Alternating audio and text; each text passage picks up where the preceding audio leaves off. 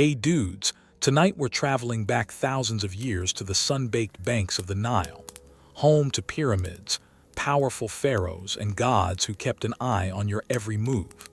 But beyond the golden tombs and towering temples was a brutal reality. So tonight we're diving into a simple but intense question. What if you had to survive just one day in ancient Egypt? Trust me, the blazing sun is just the beginning, because back then, everything could roast you alive. Before we begin, hit that like button and subscribe, but only if you genuinely vibe with these late-night history dives. And let me know in the comments where you're tuning in from and what time it is. I always get a kick out of seeing how global this community really is. Now dim the lights, maybe switch on a fan for that soft background hum, and settle in. Let's take this dusty trip back in time together.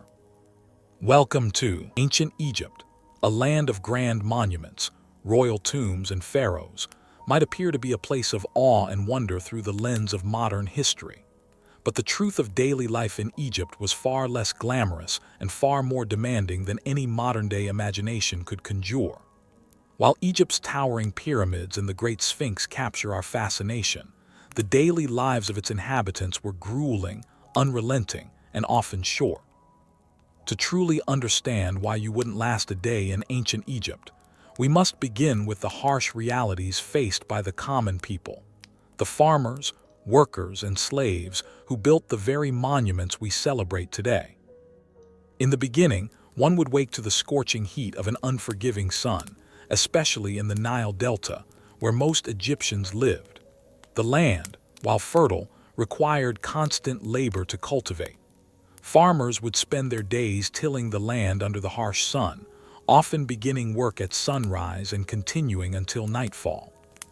The heat was stifling, the air thick with dust, and the only relief came from the cool waters of the Nile, which would flood annually, providing fertile soil but also creating a massive challenge in maintaining irrigation systems. Food, a basic necessity for survival, was not as readily available as one might think. The staple diet was simple, consisting primarily of bread and beer with little variety. The rich, however, enjoyed lavish feasts, while the common folk rarely had access to fresh fruits, vegetables, or meat, save for special occasions. Meals were humble and often monotonous, with the quality of food differing greatly between social classes. As you walk through the bustling streets of Thebes or Memphis, you would notice the disorganization of the urban sprawl, where no proper sanitation system existed. The city was full of open sewage, and waste disposal was an afterthought. It was not uncommon for people to bathe in the Nile, which doubled as a water source for drinking, washing, and disposal. Diseases spread quickly, and there was little understanding of hygiene or the science behind illnesses. Epidemics ravaged the population, and survival was often a game of luck rather than medical knowledge. While the pyramids are monumental and symbolic of ancient Egypt's grandeur, the laborers who constructed them endured unimaginable hardship. They were not slaves, as commonly believed, but conscripted laborers who worked under severe conditions. They were often provided with just enough food and water to keep them alive, but the work itself, cutting and moving massive stones, was grueling, requiring immense physical strength and endurance. The workers had no protection from the heat, the dust, or the constant strain of carrying massive stones from quarries to construction sites. Despite the dangers and hardships of life in ancient Egypt, the sense of community, religious belief, and connection to the divine sustained many. The gods, with their temples, rituals, and offerings, provided the ancient Egyptians with a sense of purpose, even amidst the daily grind. But the real question is, how did these ordinary people survive? And could you? Would you last a day in ancient Egypt, surviving in a harsh environment with little reprieve, limited resources, and constant labor? Imagine the overwhelming heat, the scarcity of food, and the mental and physical toll of a lifetime of hard work. Would you have the resilience to endure it? Surviving in ancient Egypt was no small feat, especially when facing the constant challenges of the environment, societal structures, and the demands of daily life. Those who managed to make it through each day relied not only on their physical strength, but also on a complex set of survival strategies.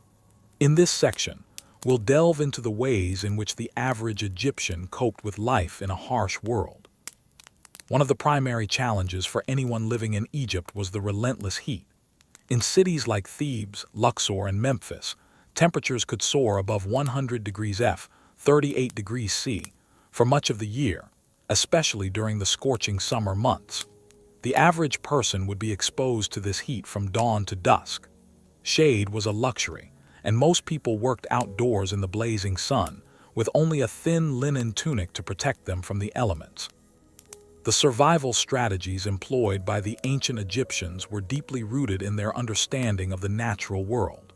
To cope with the heat, Egyptians devised cooling techniques that seem surprisingly modern.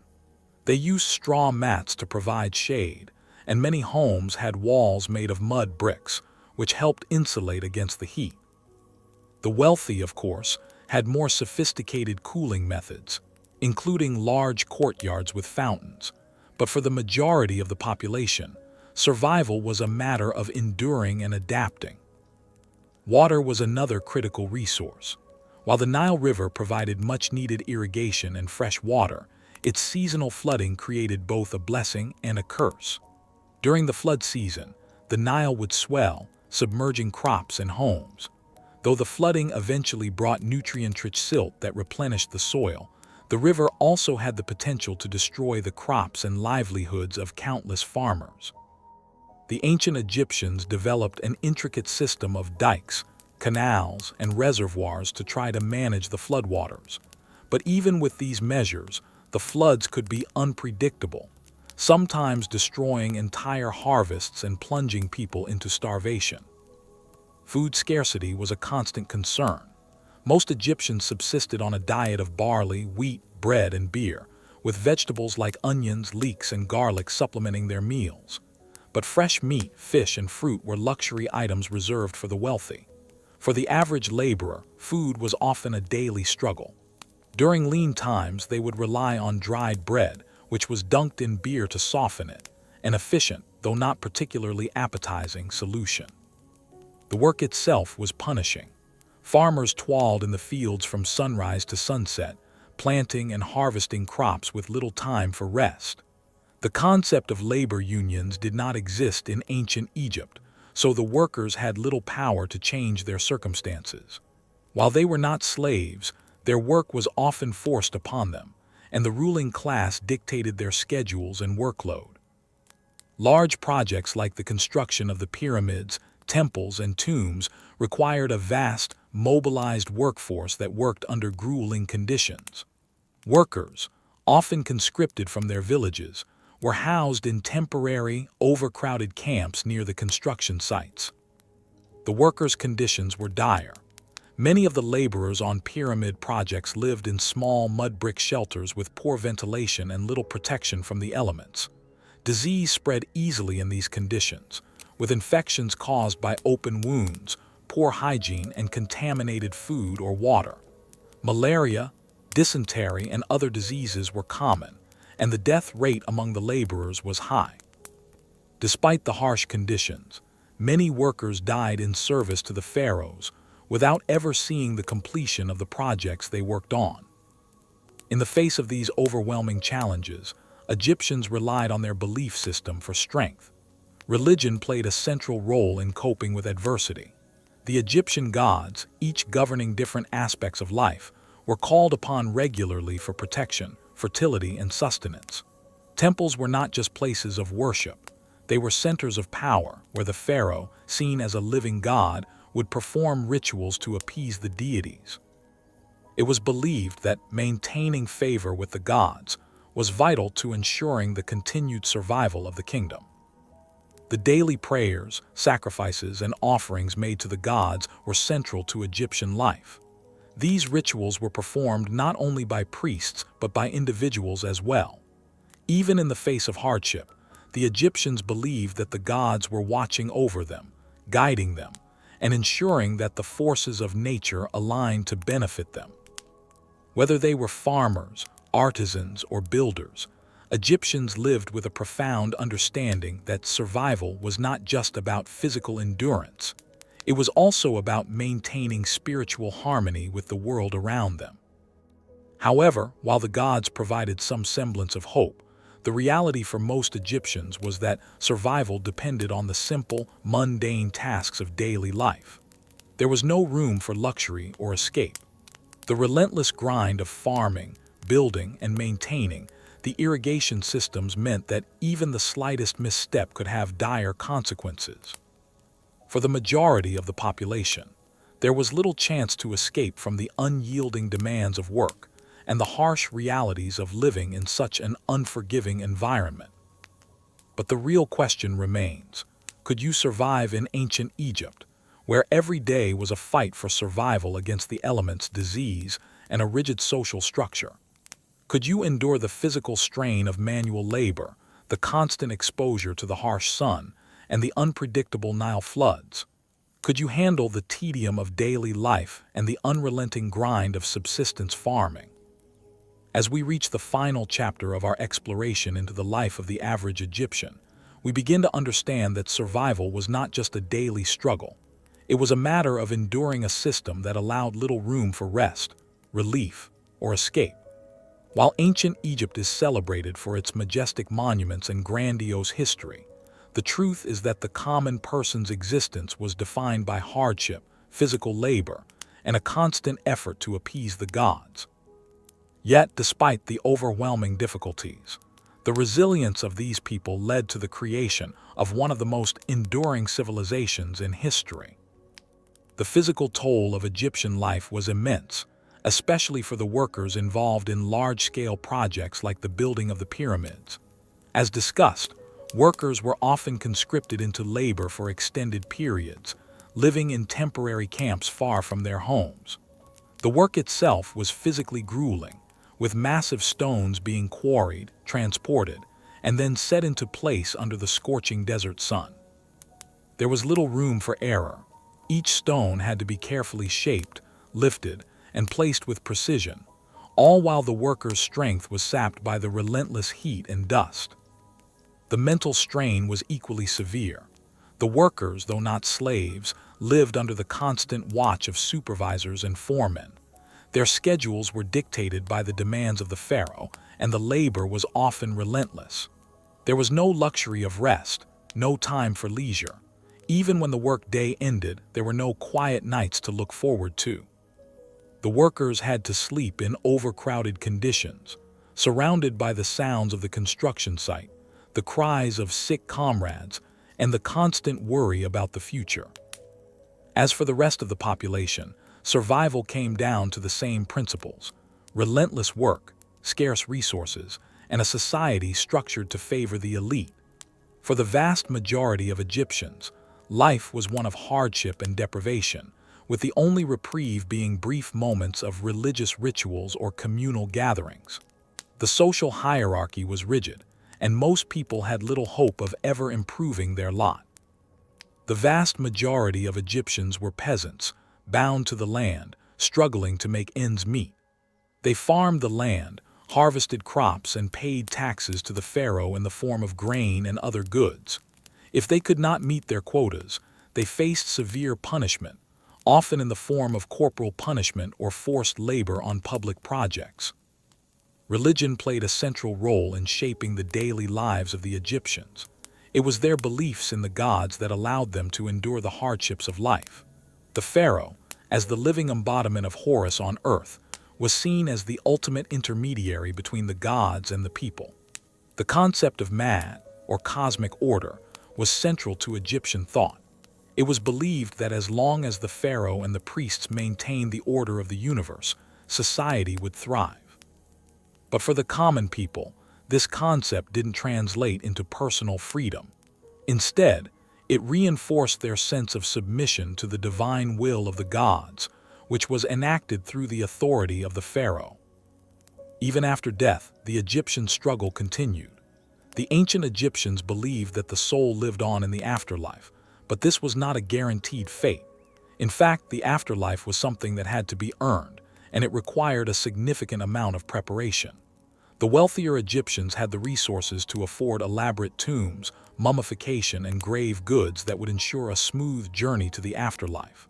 For the common folk, however, death was often a final, unsung end. Their bodies were not mummified, and their graves were small and unmarked. Many were buried in mass graves, with no personal wealth or tribute to help them in the afterlife. But despite the overwhelming struggles, the ancient Egyptians left a legacy that endures to this day. The pyramids, the temples, and the tombs still stand as testament to the resilience of a people who, despite their harsh lives, managed to create one of the most advanced and enduring civilizations in history. Their achievements in mathematics, engineering, medicine, and art continue to inspire awe and admiration across the world. So, what can we learn from the struggles of ancient Egyptians? Perhaps it is the lesson of resilience, how, even in the face of adversity, people are able to adapt, survive, and leave an indelible mark on history. The common Egyptians lived lives that were grueling, monotonous, and often cut short. Yet they endured, they survived, and their achievements still resonate with us thousands of years later. In contrast to our modern world, where conveniences abound and survival is rarely a daily concern, the people of ancient Egypt lived in a constant state of struggle. And the question remains, could you survive in such a world? Could you endure the physical, mental, and emotional toll of daily life in ancient Egypt? Would you have the resilience to live and work under such conditions, or would the pressure of survival prove too much? As you ponder these questions, it becomes clear that survival in ancient Egypt required more than just strength. It required a sense of purpose, an understanding of the forces that govern the world, and an unwavering commitment to the gods and the pharaoh.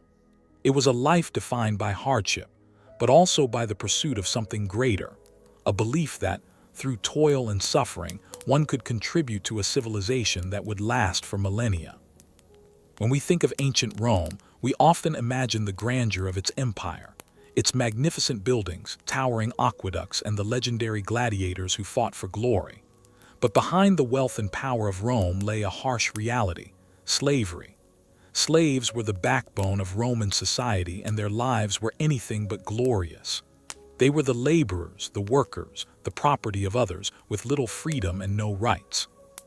In this first section, we will explore the life of a Roman slave, from their origins and treatment to the brutal work they were forced to do.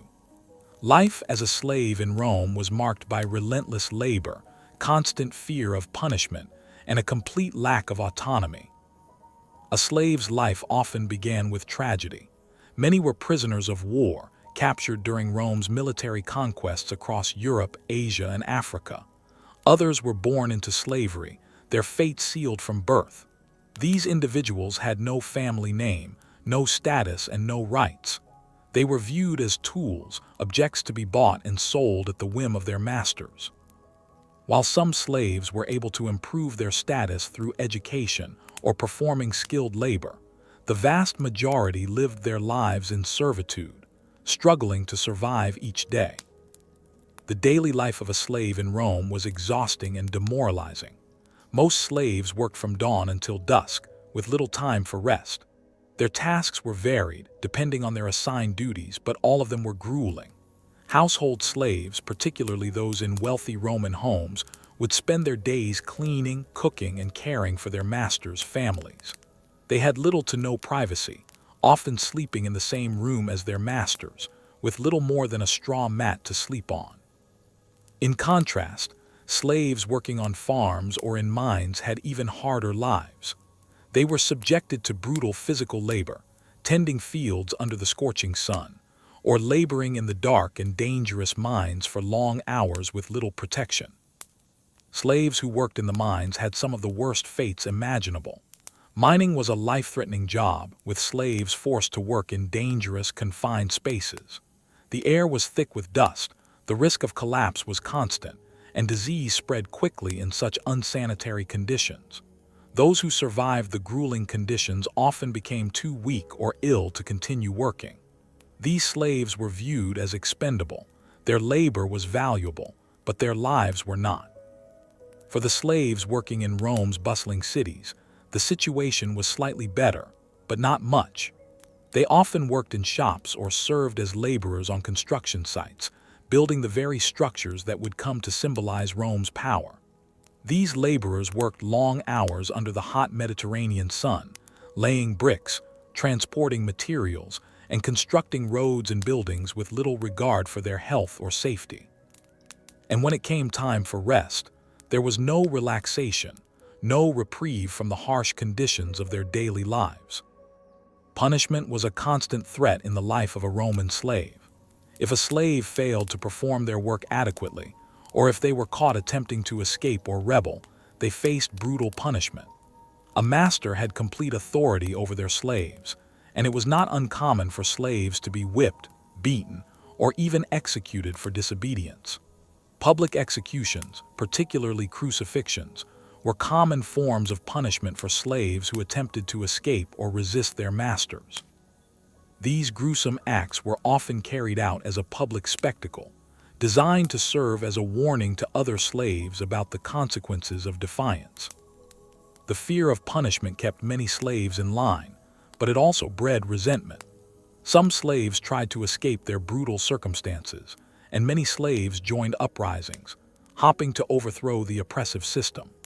The most famous of these uprisings was led by Spartacus, a gladiator who, in 73 BCE, escaped from a gladiatorial training school and formed an army of slaves to fight against Rome's oppressive masters.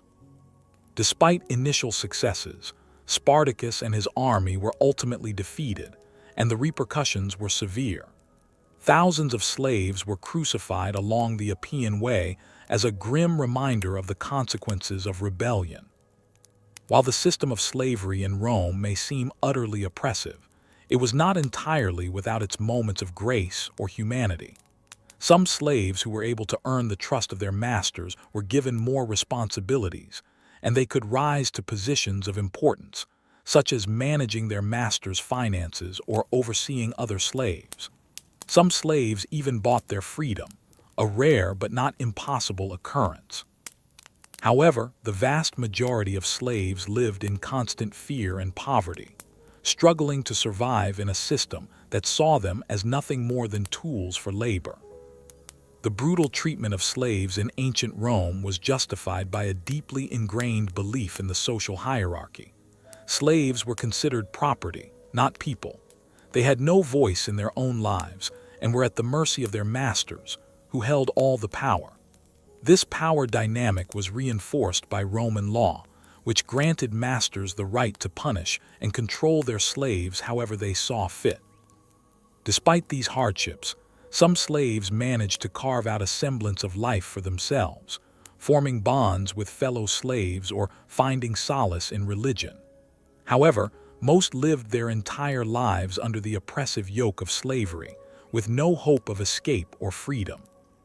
As we conclude this first section, the question arises: how did Roman society justify the brutal system of slavery, and what impact did it have on the culture and economy of the empire? The answer lies in the very foundation of Roman society, its reliance on conquest, expansion, and the exploitation of those conquered. The Roman Empire was built on the backs of slaves, and without their labor, the empire may not have been able to sustain its massive infrastructure and military dominance. As we continue exploring the life of a Roman slave, we delve deeper into the broader social and economic impact of slavery in the Roman Empire. It is clear that slaves were not just the labor force, they were the backbone of the entire empire. Their work in fields, homes, mines, and cities shaped Roman society in ways that went far beyond the daily grind of menial labor. Slavery in Rome was not merely an institution. It was a cornerstone of the Roman economy, one that influenced everything from the social hierarchy to the empire's vast infrastructure. Roman society, as it developed, came to rely heavily on the labor of slaves to maintain its power and growth. The ancient Romans had a clear hierarchical system, with a rigid division between the free citizens of Rome and the enslaved population. At the top of the social ladder were the Roman elites, senators, patricians, and wealthy landowners, who controlled much of the empire's land and wealth. They were the masters who owned slaves, and their status was maintained by the labor of those slaves. Slavery was not confined to the rural or agricultural sectors. It permeated every level of Roman life. Urban slaves worked in wealthy households as servants, cooks, and cleaners, while others served in temples or in the homes of the political elite. Slaves could also be employed in retail, serving as shop assistants, and even as actors, musicians, or teachers. Wealthy Romans often employed slaves to manage their properties and businesses, and they relied on these workers to maintain their lavish lifestyles. The slaves who performed these roles were often educated, skilled, and occasionally even given privileges like private quarters or the ability to accumulate some wealth. The role of slaves in construction cannot be overstated. It is no surprise that the Romans' most iconic structures, the Colosseum, the aqueducts, the Roman baths, were all built by the hands of slaves. The construction of the vast infrastructure that supported the empire, from roads to bridges to temples, was an undertaking that could only be completed by large numbers of enslaved laborers. These monumental projects required incredible levels of manpower, and slaves were forced to work long hours under brutal conditions. For these laborers, the work was physically demanding, and the risk of injury or death was high. Those who survived the harsh conditions often suffered from lasting physical impairments, but their contributions were crucial in building the empire's legacy. Economically, slavery allowed the Roman Empire to flourish. Agricultural slavery was particularly important in providing food for the growing population of Rome and the surrounding provinces. Large estates, or latifundia, were worked by slaves, and their labor enabled the rich to enjoy vast quantities of goods at minimal cost. This enabled Rome's wealthy elites to concentrate on political power, military conquests, and the luxuries of urban life. The agricultural productivity that slavery supported contributed to Rome's ability to control vast territories, feeding both the Roman army and the population of the capital. However, the use of slave labor also created deep social divides. While slaves made up a large portion of the population, they were not considered part of the Roman citizenry. Citizens had certain legal rights, including the right to vote, own property, and appeal to the courts. Slaves, on the other hand, had no rights whatsoever. They were property, bought and sold at will, and could be subjected to whatever their masters deemed fit, from punishment to forced labor. The disparity between the wealthy elite and the enslaved population created a stark division in Roman society. For the upper classes, the use of slaves allowed them to live in luxury without having to work themselves. Their wealth was built on the backs of the laboring poor and the enslaved, who were often considered to be beneath the notice of those in power. The treatment of slaves varied greatly depending on their role, their master, and their skill level. Household slaves often had better living conditions than those who worked in the fields or mines.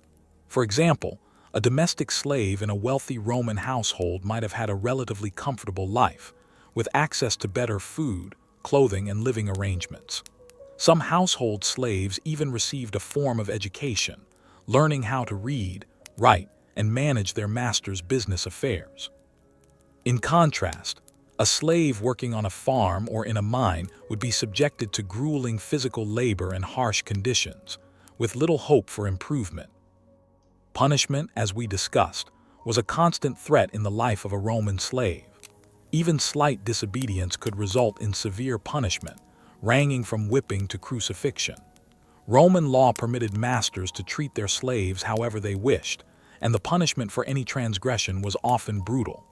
Crucifixion, a method of execution reserved for slaves and criminals, was a public spectacle designed to instill fear into both the slaves and the free citizens. These executions were a reminder of the absolute power that masters held over their slaves and the consequences of attempting to rebel or escape. But despite the pervasive cruelty, there were moments of hope for some slaves. Some were able to earn their freedom by saving money or by performing exceptional service to their masters. A small number of slaves could even purchase their freedom, a process known as manumission. Once freed, these individuals could enjoy a limited form of citizenship, although they still faced significant social and economic challenges. Freed slaves often found themselves in a precarious position in society, still viewed as inferior to freeborn citizens, and often forced to work in menial jobs or as clients of their former masters. Slaves also formed their own communities, often in the form of small, secretive networks where they could find support and solidarity. These networks were crucial for survival, offering slaves a sense of belonging and the possibility of mutual aid. In the face of constant hardship and oppression, slaves were not entirely without agency. They developed ways to resist their conditions, whether through small acts of defiance, the formation of alliances with other slaves, or participation in large-scale revolts like the famous rebellion led by Spartacus.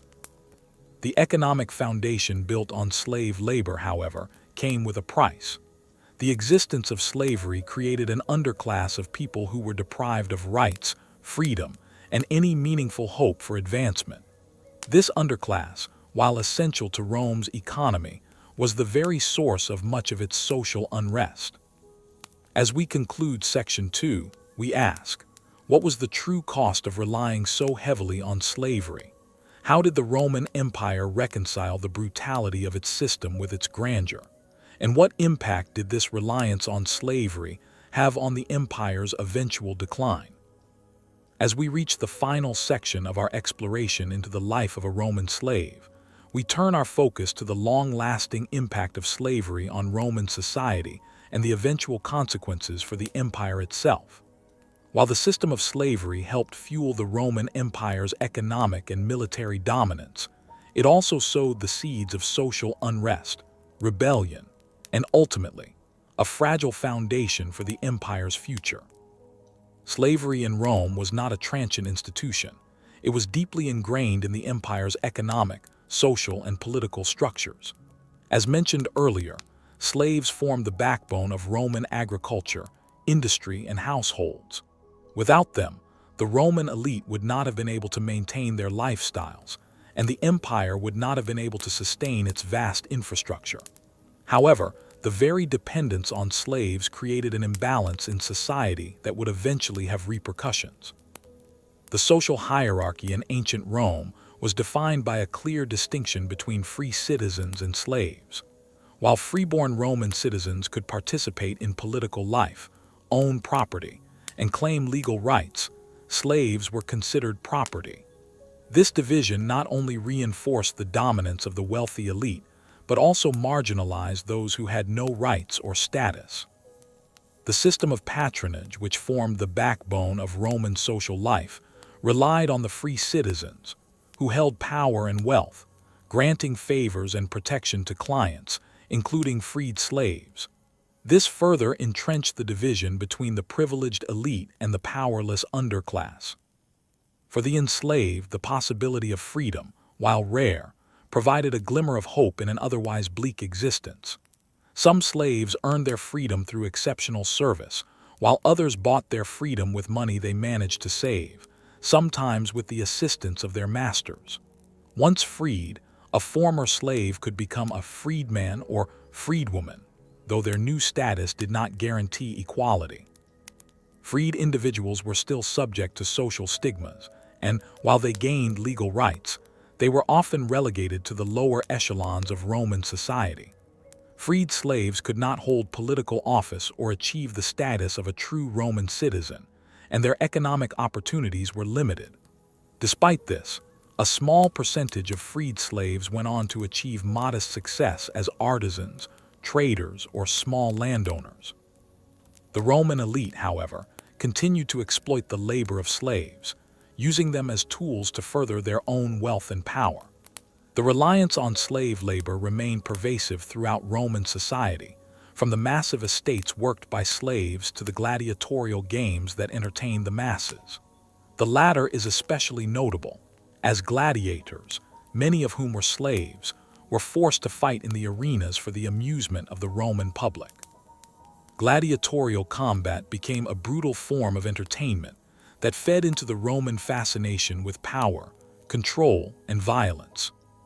Despite the economic reliance on slaves, however, the brutality of the system eventually led to resistance, both overt and covert. Rebellions, such as the famous Spartacus Revolt of 73 BCE, are a testament to the deep dissatisfaction and resentment felt by many slaves. Spartacus, a gladiator who had been enslaved, led a rebellion that challenged the very foundation of Roman power. Though the revolt was crushed and Spartacus was ultimately killed, it highlighted the fragility of the Roman system. The consequences of such rebellions were severe. Thousands of slaves were executed, many crucified along the Appian Way as a public reminder of the consequences of defiance. Yet, despite their defeat, slave revolts like Spartacus revealed the potential for social unrest within the empire. Slavery also had profound psychological and cultural effects on both the enslaved and their masters. For the slaves, the constant threat of punishment, disempowerment, and the lack of personal agency created a climate of fear, despair, and rebellion.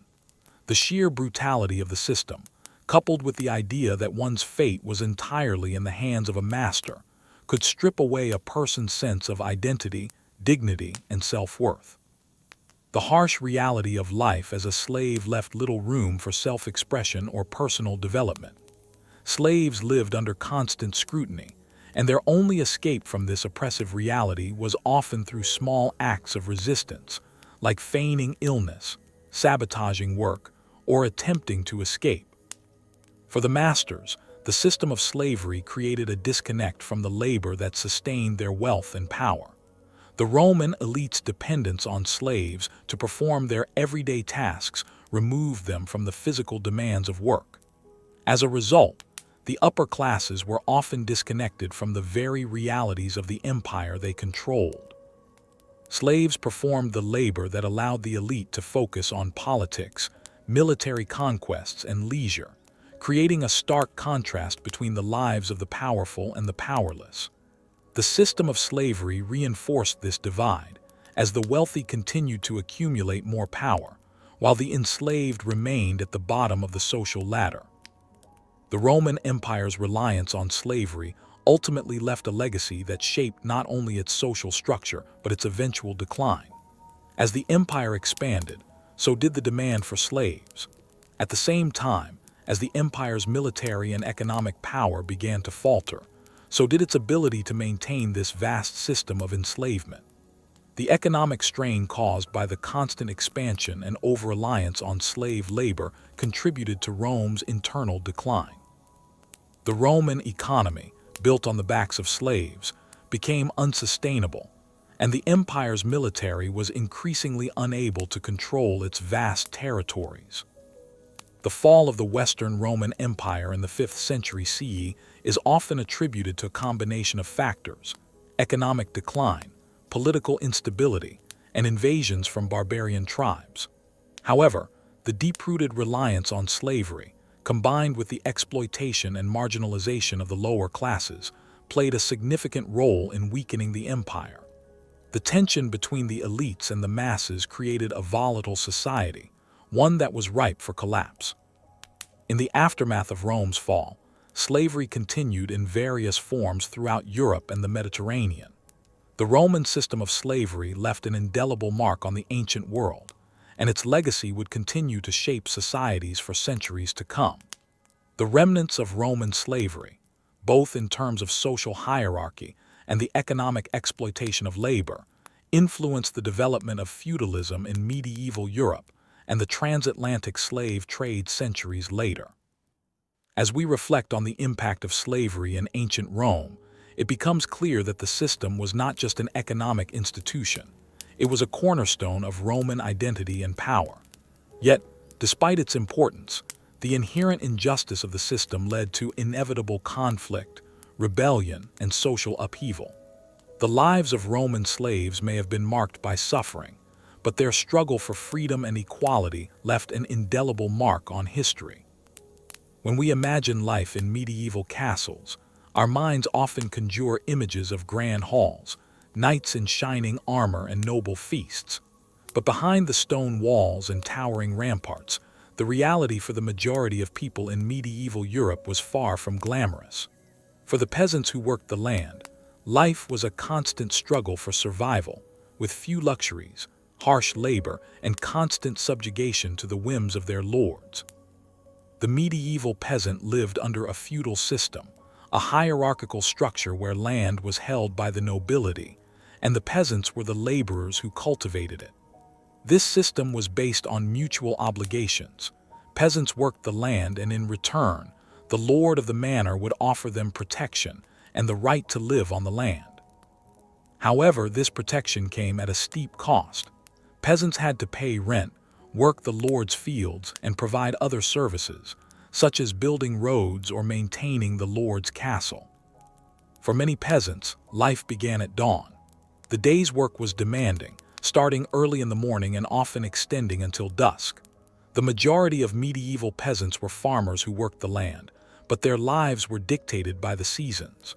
The winter months were harsh, with cold temperatures and little to do but mend tools and prepare for the upcoming planting season. The spring, however, was a busy time, as crops were planted and the land was tended to. During the summer, peasants worked long hours, harvesting the crops and caring for livestock. The fall was the time for harvesting and storing food for the harsh winter ahead. The work itself was physically exhausting. Plowing fields, sowing seeds, and harvesting crops were labor-intensive tasks that required strength and endurance. Tools were rudimentary, often consisting of wooden plows, sickles, and hoes. Peasants didn't have access to the advanced agricultural techniques we are familiar with today. They relied on their own knowledge of the land, passed down through generations, to grow crops like barley, wheat, oats, and rye, which were staples of their diet. In addition to farming, peasants were also responsible for caring for livestock. Cattle, pigs, sheep, and chickens were common on medieval farms. The care of animals required constant attention, as they provided not only food but also materials like wool and leather.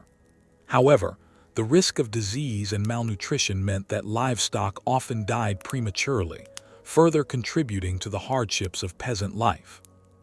One of the most significant burdens for peasants was the obligation to work on the lord's land. This was known as corvée labor, a form of unpaid labor required of peasants. In exchange for the right to farm their own plots, peasants were expected to work on their lord's estate for a set number of days each week, maintaining roads, repairing buildings, or working the lord's fields. This was in addition to the time spent on their own land, which left little room for rest or leisure. Living conditions for peasants were harsh. Most peasants lived in small, simple homes made from wood, stone, or wattle and daub. These homes were often cramped and lacked basic comforts. The floors were typically dirt or straw, and the roof might leak during rainstorms. Families slept together in these small spaces, with little privacy or comfort.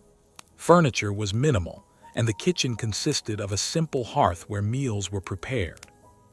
Food was also a constant concern. While peasants had access to grains, vegetables, and some meat, their diet was limited and monotonous. Bread was the mainstay of the peasant diet, often made from barley or rye, and supplemented with vegetables like cabbage, onions, and turnips. Meat was a rare treat, usually reserved for special occasions or as a byproduct of raising livestock. Peasants relied heavily on ale and cider, which were safer to drink than water, and often provided a modest source of calories. Despite the grueling work and basic living conditions, peasants were also bound to the land by the system of serfdom. While not slaves, serfs were not free to leave the land they worked on. They were tied to the lord's estate and could not leave without the lord's permission. In addition to the physical labor, peasants were also required to pay taxes to the lord and the church. These taxes were often levied in the form of crops, animals, or labor, making it difficult for peasants to accumulate wealth or improve their circumstances. The legal rights of peasants were limited. They had little recourse if they were wronged by a lord, and any disputes were often settled in favor of the nobility. In some cases, Lords could demand physical punishment for disobedience or failure to meet obligations, further reinforcing the power dynamics that defined medieval society. Punishments could range from a simple fine to more severe measures, such as flogging, imprisonment, or even execution, depending on the nature of the offense. The social divide between peasants and the nobility was stark. The lords, who lived in castles or manor houses, enjoyed the benefits of their position: plentiful food, comfortable living conditions, and the ability to command others. Meanwhile, peasants toiled away in the fields, struggling to survive with little hope of improving their lot. The nobility's wealth was often built on the labor of the peasantry, but this relationship was one of exploitation rather than mutual benefit. The lord may have provided protection, but it was the peasants who did the actual work. Despite the hardships of peasant life, medieval peasants had a strong sense of community. Villages were often close-knit, and families worked together to accomplish the necessary tasks. Festivals, religious observances, and community gatherings provided moments of relief from the daily grind. While life was often brutal and unyielding, peasants found solace in their faith, traditions, and the support of those around them. As we come to the end of this section, we ask, how did peasants reconcile their suffering with their role in sustaining medieval society? Could they see any light in a system that seemed designed to keep them in perpetual poverty? What motivated them to continue, generation after generation, despite the hardships they faced? As we delve deeper into the life of the medieval peasant, we must acknowledge the role of social and religious frameworks that shaped every aspect of their existence. In medieval Europe, religion was not merely a belief system, it was the backbone of society. It provided a moral structure, a justification for the feudal system, and a sense of hope for the afterlife. The church, with its powerful influence over both the rulers and the ruled, played a critical role in the daily life of peasants. Their social relationships were often defined by the rigid hierarchy of the time, where peasants were at the bottom of the ladder, looking up to the clergy, nobility, and royalty. The medieval world was divided into three distinct estates: the clergy, the nobility, and the peasants. This tripartite system was not just a social structure, it was a religious and moral framework that governed how society operated. The clergy, responsible for the spiritual welfare of the people, were considered the most important, followed by the nobility, whose responsibility was to govern and protect the land. At the bottom of this hierarchy were the peasants, who, though the backbone of society, were considered to exist solely to serve the higher estates. The church played a critical role in shaping the daily lives of peasants. Medieval Christianity, which was deeply entrenched in the lives of the common people, provided the framework for how peasants understood their place in the world. The church taught that suffering was part of life on earth, and that it was the peasant's duty to endure hardship. Salvation, the church promised, was attained through patience, hard work, and humility. This message was reinforced through the teachings of the clergy and the constant presence of religious imagery and rituals in everyday life. For peasants, the belief in the afterlife was one of the few ways to find comfort amidst the grinding poverty and harsh living conditions. Religious festivals, saints' days, and the liturgical calendar offered peasants brief moments of respite from their labor. These were times for communal gatherings, feasting, and prayer.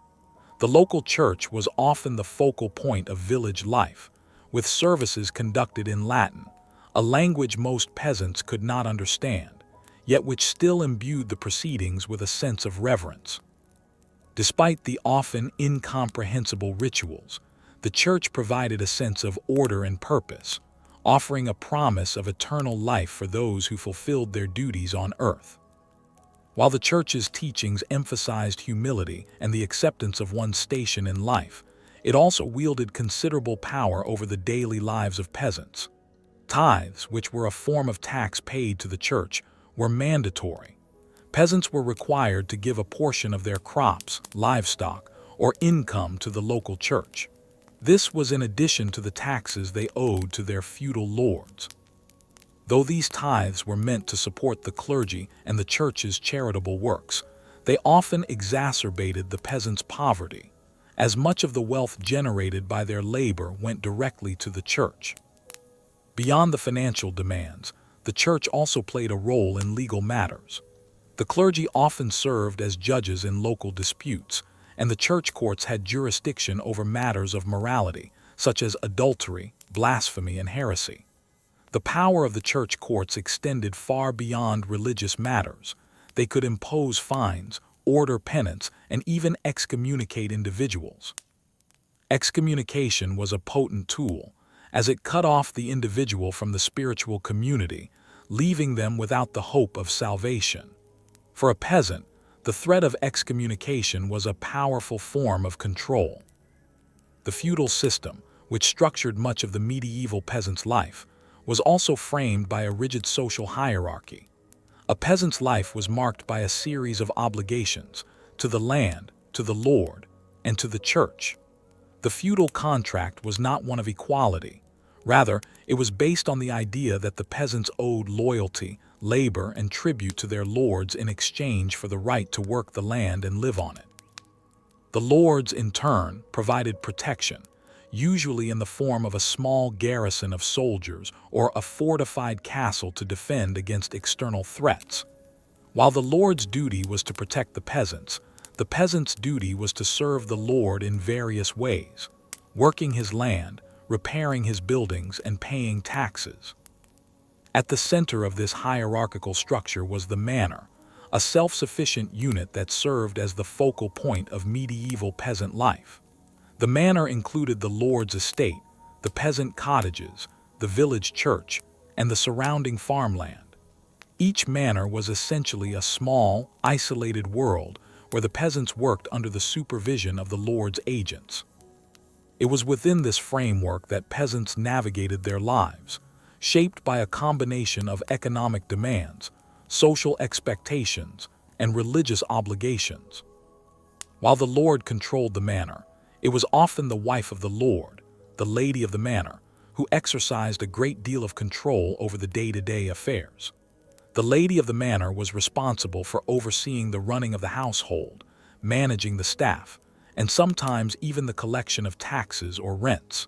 She was the one who would ensure that the manor was running smoothly, though she was typically confined to the domestic sphere.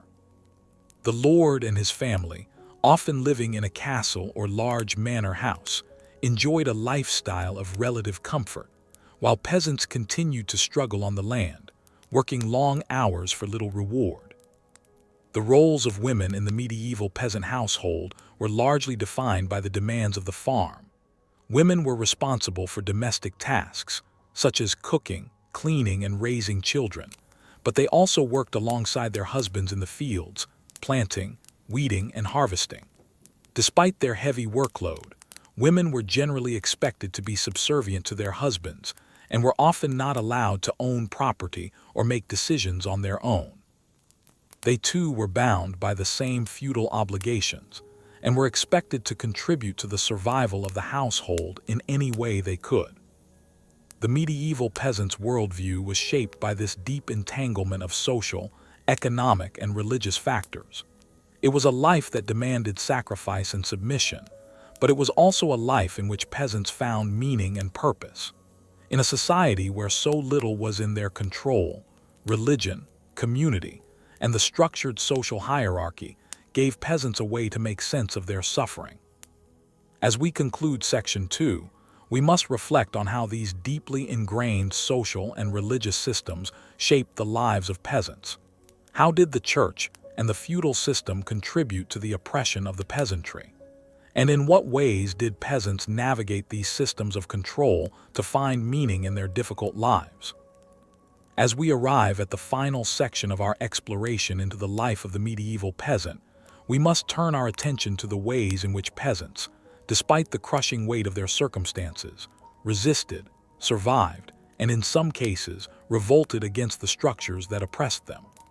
Despite the overwhelming odds, the story of the medieval peasant is not one of passive submission, but one of resilience and, occasionally, rebellion. Their actions, whether through small acts of defiance or large-scale uprisings, left a lasting legacy that would influence the course of medieval history. One of the most famous and significant uprisings in medieval Europe was the Peasants' Revolt of 1381 in England.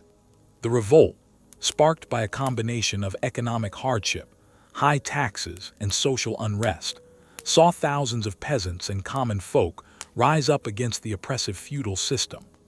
At its core, the revolt was a response to the growing power of the monarchy and the nobility, who placed an ever-increasing burden on the peasant population. The introduction of a poll tax, which required every adult to pay a flat rate regardless of income, pushed the already impoverished peasants to the breaking point. Led by figures like Wat Tyler and John Ball, the Peasants' Revolt was characterized by its sheer scale and the direct confrontations with the ruling elite. The peasants marched to London, storming through towns, burning manorial records, and seeking to bring the plight of the common people to the attention of the king. In the end, though the revolt was crushed, the legacy of the rebellion endured.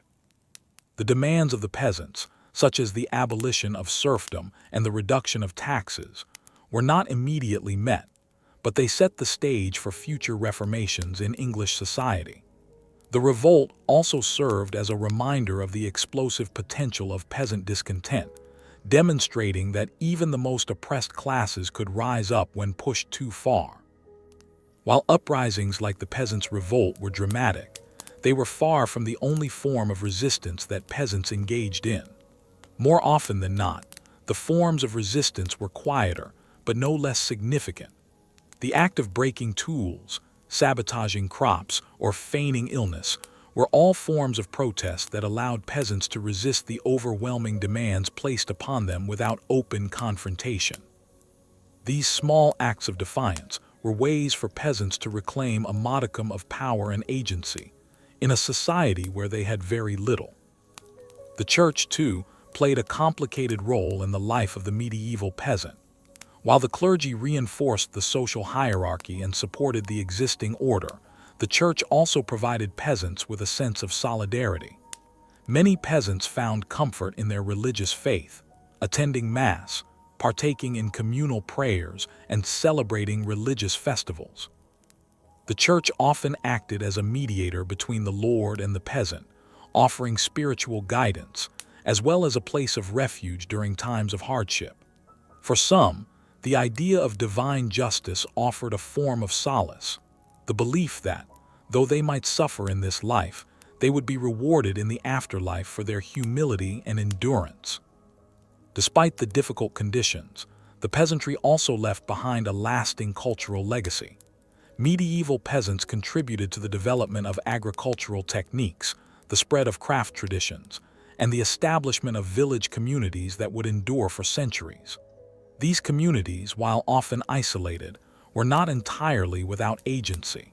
They could negotiate with lords, barter goods, and form alliances with other villages.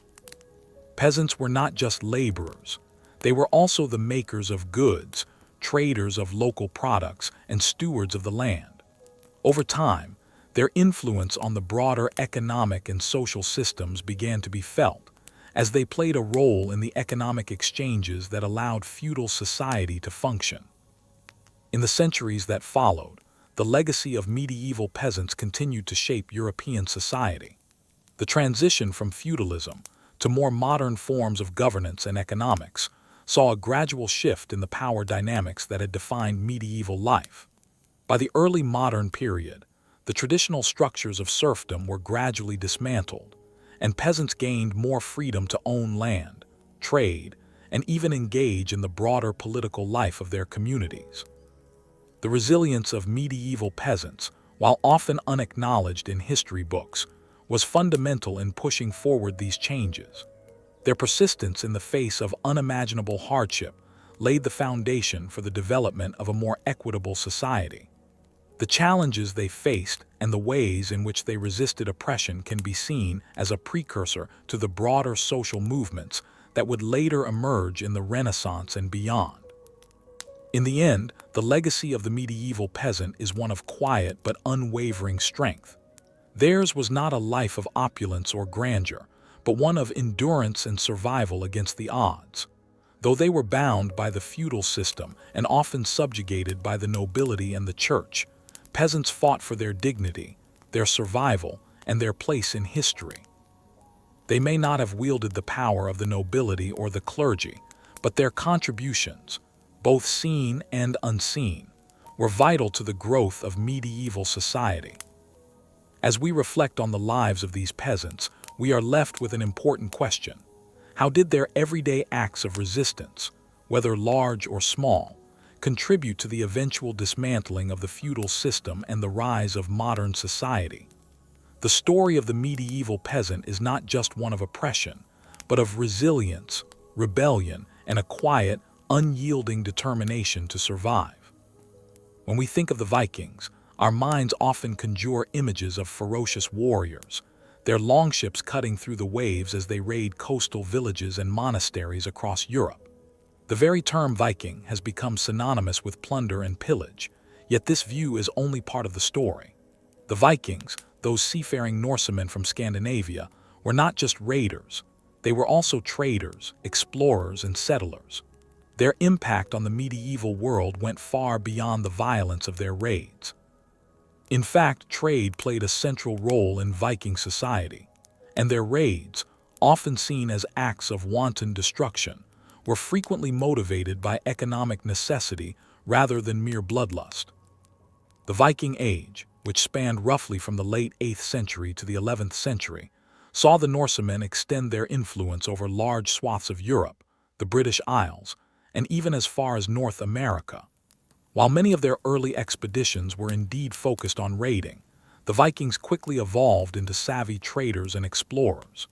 They established extensive trade networks that spanned from the Baltic Sea to the Mediterranean, and even as far as the Middle East and Asia. The Viking raids, often depicted in popular culture as violent, chaotic events, were in many cases targeted at specific areas of strategic economic importance.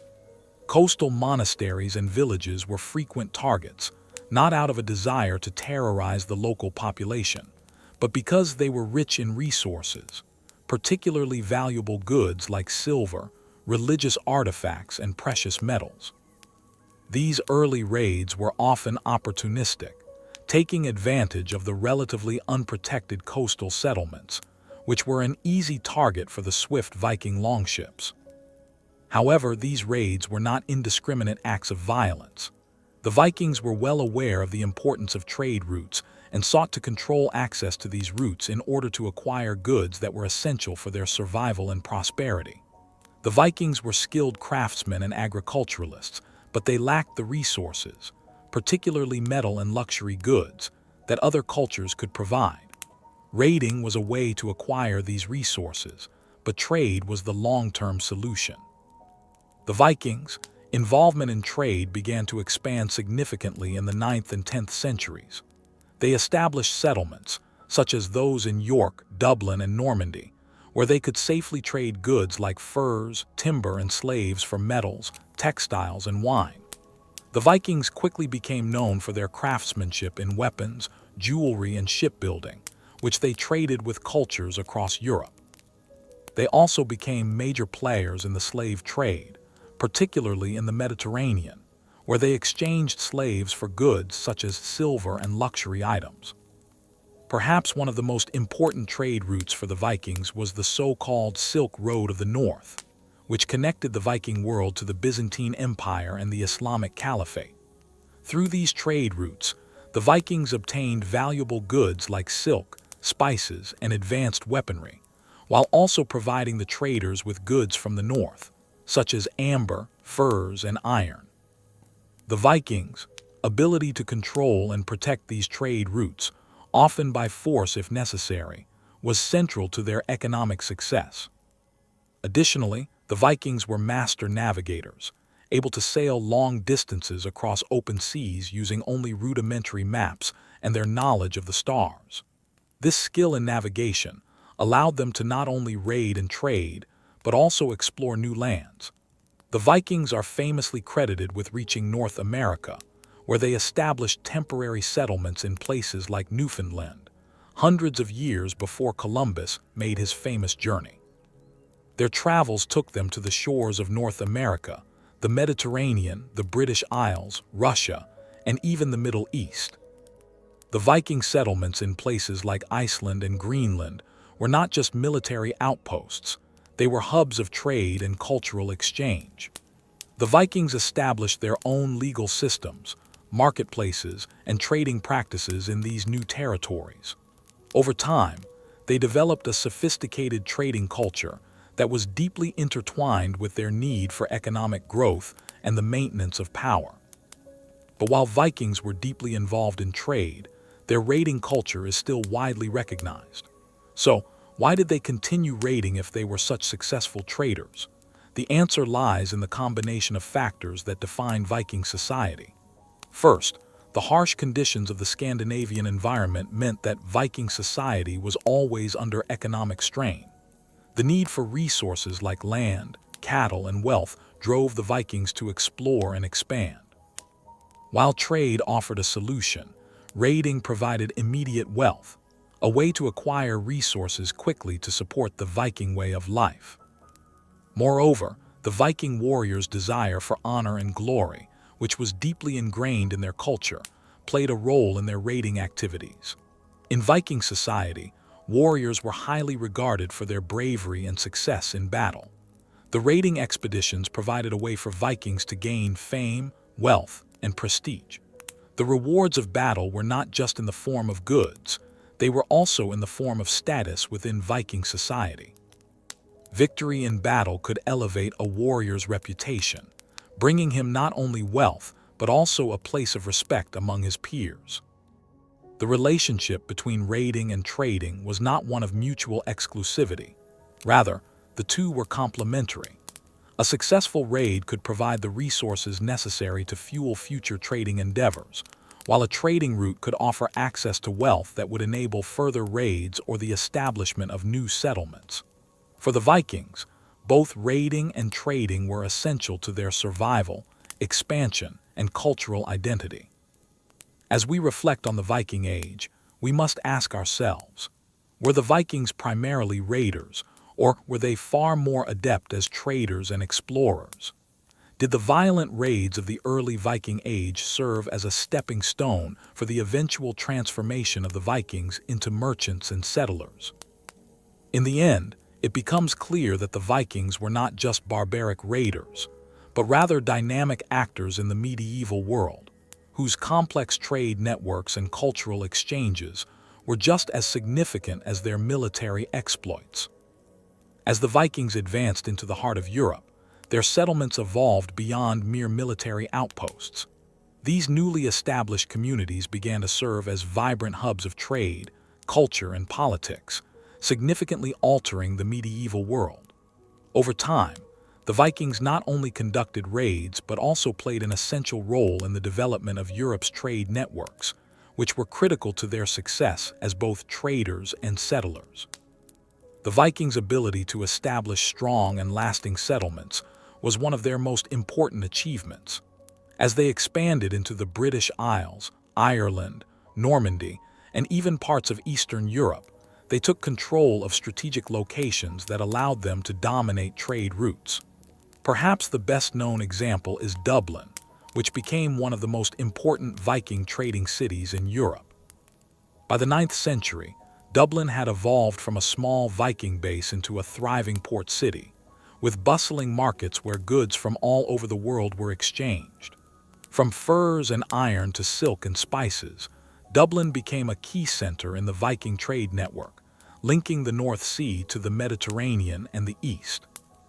In addition to their settlements in Ireland, the Vikings also established prominent colonies in Normandy, which would go on to have a profound impact on the history of Europe.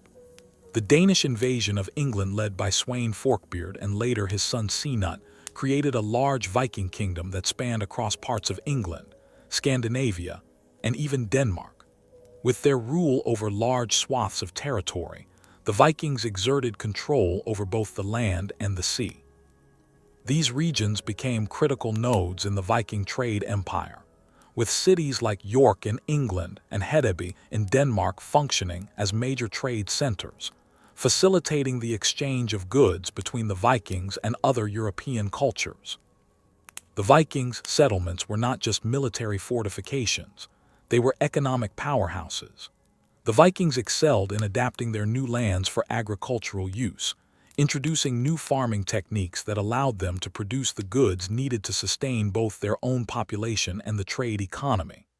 They cultivated crops like barley, rye, and oats, and raised livestock such as cattle, sheep, and pigs, which were valuable commodities in trade. The expansion of Viking settlements created a network of towns and villages, each of which played a role in producing goods for trade, such as grain, wool, and fish, while also providing services such as shipbuilding, a skill in which the Vikings were unmatched.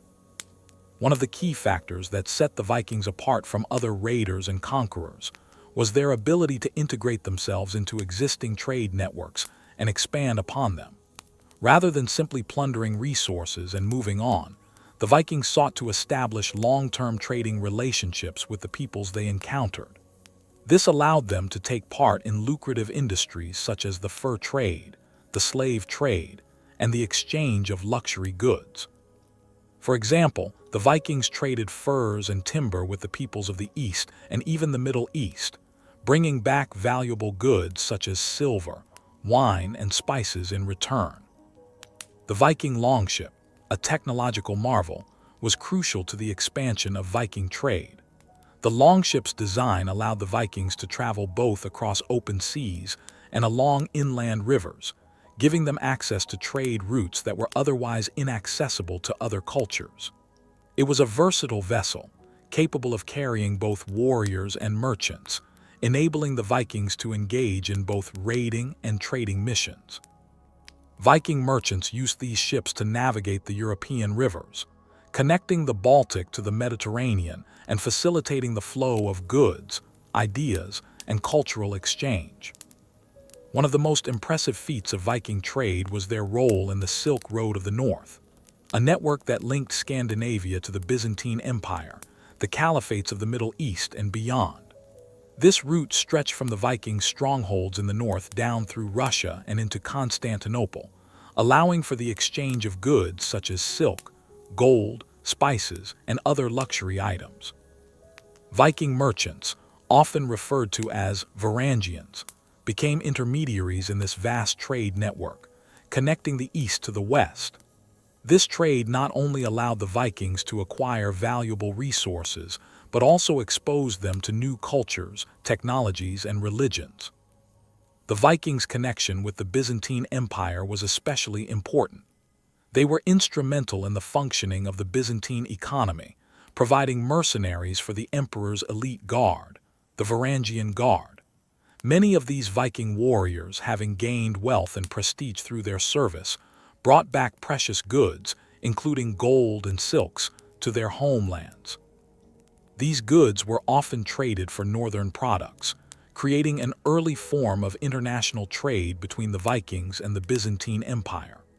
The connection with the caliphates also introduced the Vikings to a wealth of knowledge in fields like mathematics, astronomy, and medicine, all of which would later influence the development of Viking society. This combination of raiding and trading allowed the Vikings to accumulate considerable wealth, which they used to strengthen their settlements, build fortifications, and expand their territories. While they continued to raid throughout the Viking Age, their long-term success lay in their ability to control and dominate trade routes, establishing a far-reaching commercial network that spanned the entire northern hemisphere. As Viking merchants and settlers established strongholds in various parts of Europe, they helped facilitate the exchange of goods and ideas that laid the foundation for the early medieval European economy. But Viking involvement in trade wasn't purely economic. It also played a key role in the social and cultural development of their society. The wealth generated by trade helped support the growth of Viking culture, from art and literature to political institutions and social structures. As Viking kingdoms flourished, they began to develop more centralized political systems, with leaders like King Cnut of England, Denmark, and Norway acting as both rulers and key figures in international diplomacy. These leaders used their power and wealth to maintain trade relations with other cultures and kingdoms, further embedding Viking society into the European political landscape.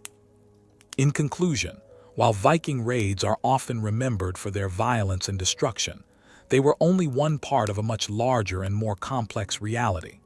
The Vikings were not just raiders, they were traders, explorers, and settlers who helped shape the medieval world through their connections, trade routes, and cultural exchanges. Their raids were often the means by which they gained the resources necessary to fuel their long-term economic ambitions, but it was their involvement in trade that truly allowed them to prosper. The Vikings left behind a legacy of both pillage and prosperity, a duality that highlights the complexity of their society. As the Viking Age drew to a close in the 11th century, the character of Viking expansion and interaction with the rest of the world underwent a significant transformation. While Viking raids became less frequent, the trade networks they established continued to thrive, laying the foundation for the medieval economy and European growth.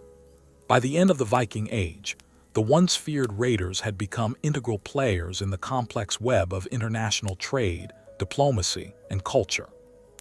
The decline of Viking raids can be attributed to a combination of factors, including the rise of more organized and powerful states in Europe, the Christianization of Viking society, and the increasing stability in the regions the Vikings once terrorized. As the Viking kingdoms in Scandinavia transitioned into more centralized monarchies, their leaders, such as King Harald Hardrada of Norway, shifted their focus from raiding to consolidation and trade. The rise of feudalism in Europe and the establishment of stronger defenses against Viking incursions also made further raids less feasible and profitable. The Christianization of the Vikings played a key role in the decline of their raids. As Vikings converted to Christianity, both at home in Scandinavia and in their conquered lands, their worldview shifted. Christianity promoted a moral code that condemned the raiding practices that had once been central to Viking identity. In addition, as Christian kings and leaders emerged in the Nordic region, they adopted the more stable and peaceful methods of governance, focusing on trade, diplomacy, and alliances rather than on plunder. One of the most significant impacts of Viking conversion to Christianity was the shift in their interaction with the European world. Vikings who had once sacked monasteries and religious centers for their wealth were now drawn into the Christian fold, receiving protection from the church and forging alliances with Christian monarchs. By the early 11th century, Viking leaders like King Cnut the Great of England, Denmark, and Norway sought to consolidate power through peaceful means, such as marriage alliances and diplomatic negotiations, rather than through raids. With the decline of raids, the Vikings turned more fully to trade as a means of wealth. The trade networks they had established over the centuries continued to expand and evolve.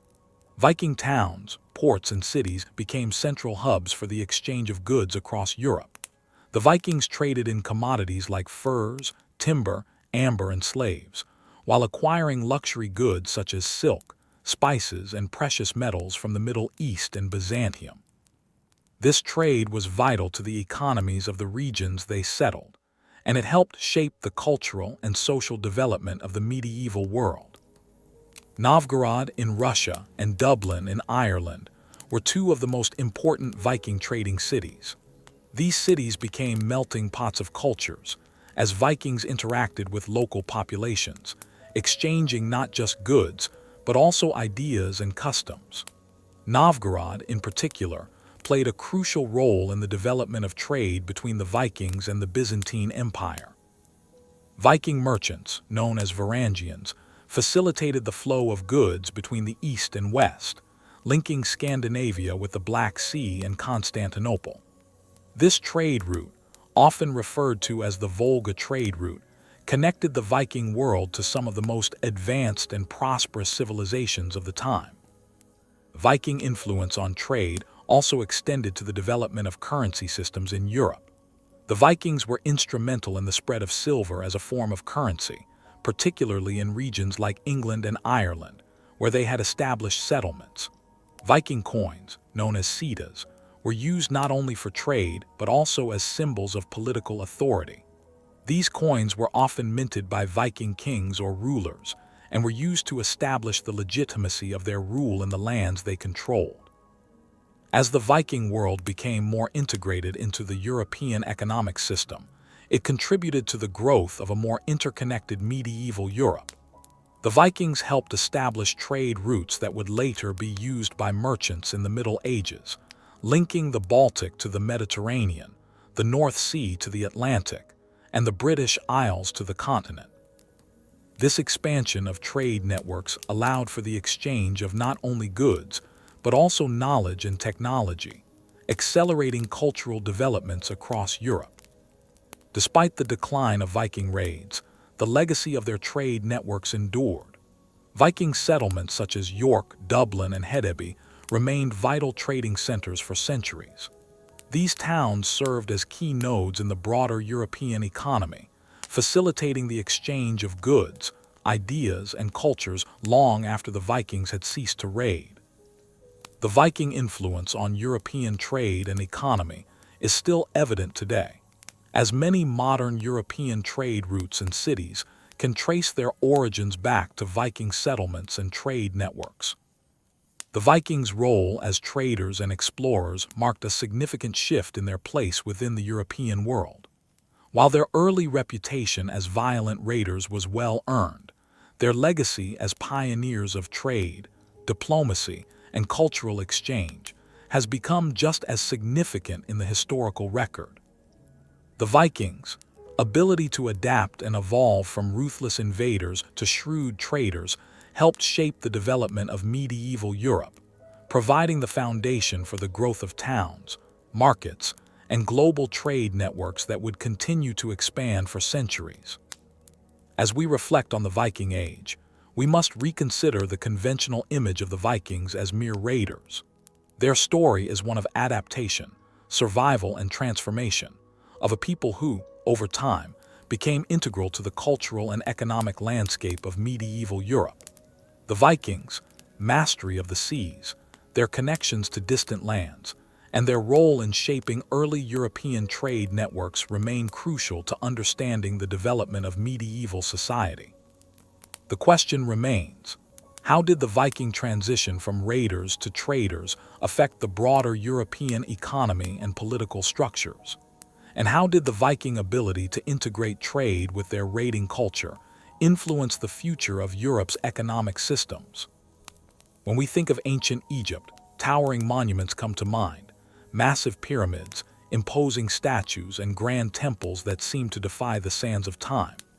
These architectural marvels, particularly the Great Sphinx of Giza and the Great Pyramids, are symbols of Egypt's enduring legacy and power.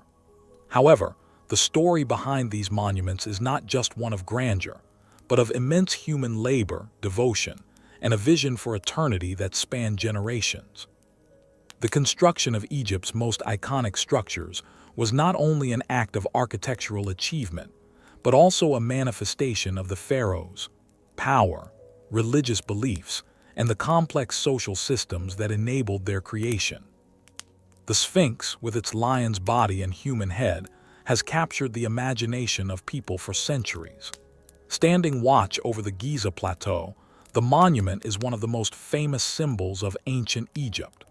But its construction is shrouded in mystery, with debates over its origins and the identity of the pharaoh it represents continuing to this day.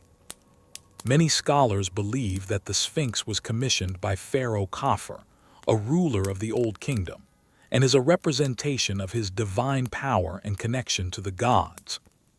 While the Great Sphinx remains one of Egypt's most iconic monuments, it is the pyramids of Giza that truly embody the grandeur of the ancient Egyptian civilization. These colossal structures, particularly the Great Pyramid of Khufu, have been a subject of fascination and awe for centuries. Standing as the tallest man-made structure in the world for over 3,800 years, The Great Pyramid was a monumental achievement in both engineering and design.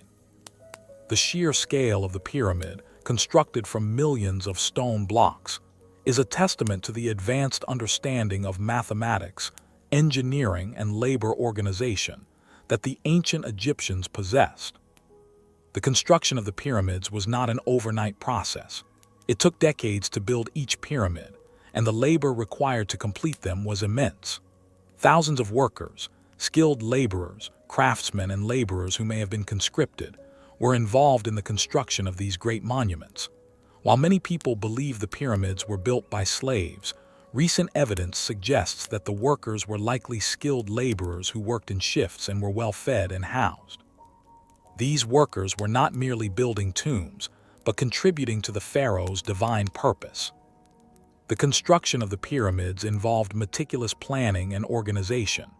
The massive stone blocks, often weighing several tons, were quarried from distant locations and then transported to the construction site. Recent studies have revealed the ingenuity behind this process, with evidence of advanced ramp systems, levers, and sledges used to move the stones into place.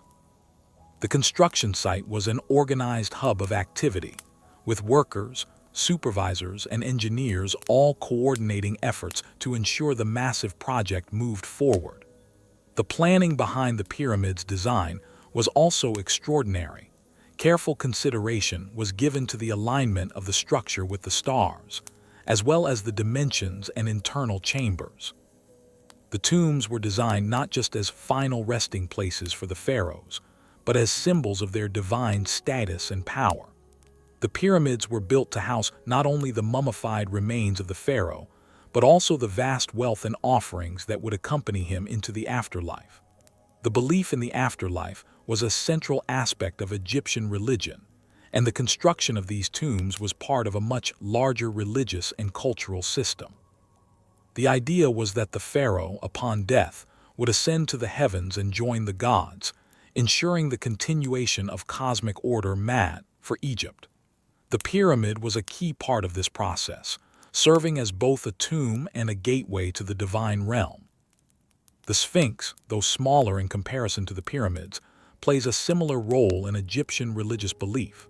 The monument is often seen as a symbol of strength, wisdom, and protection.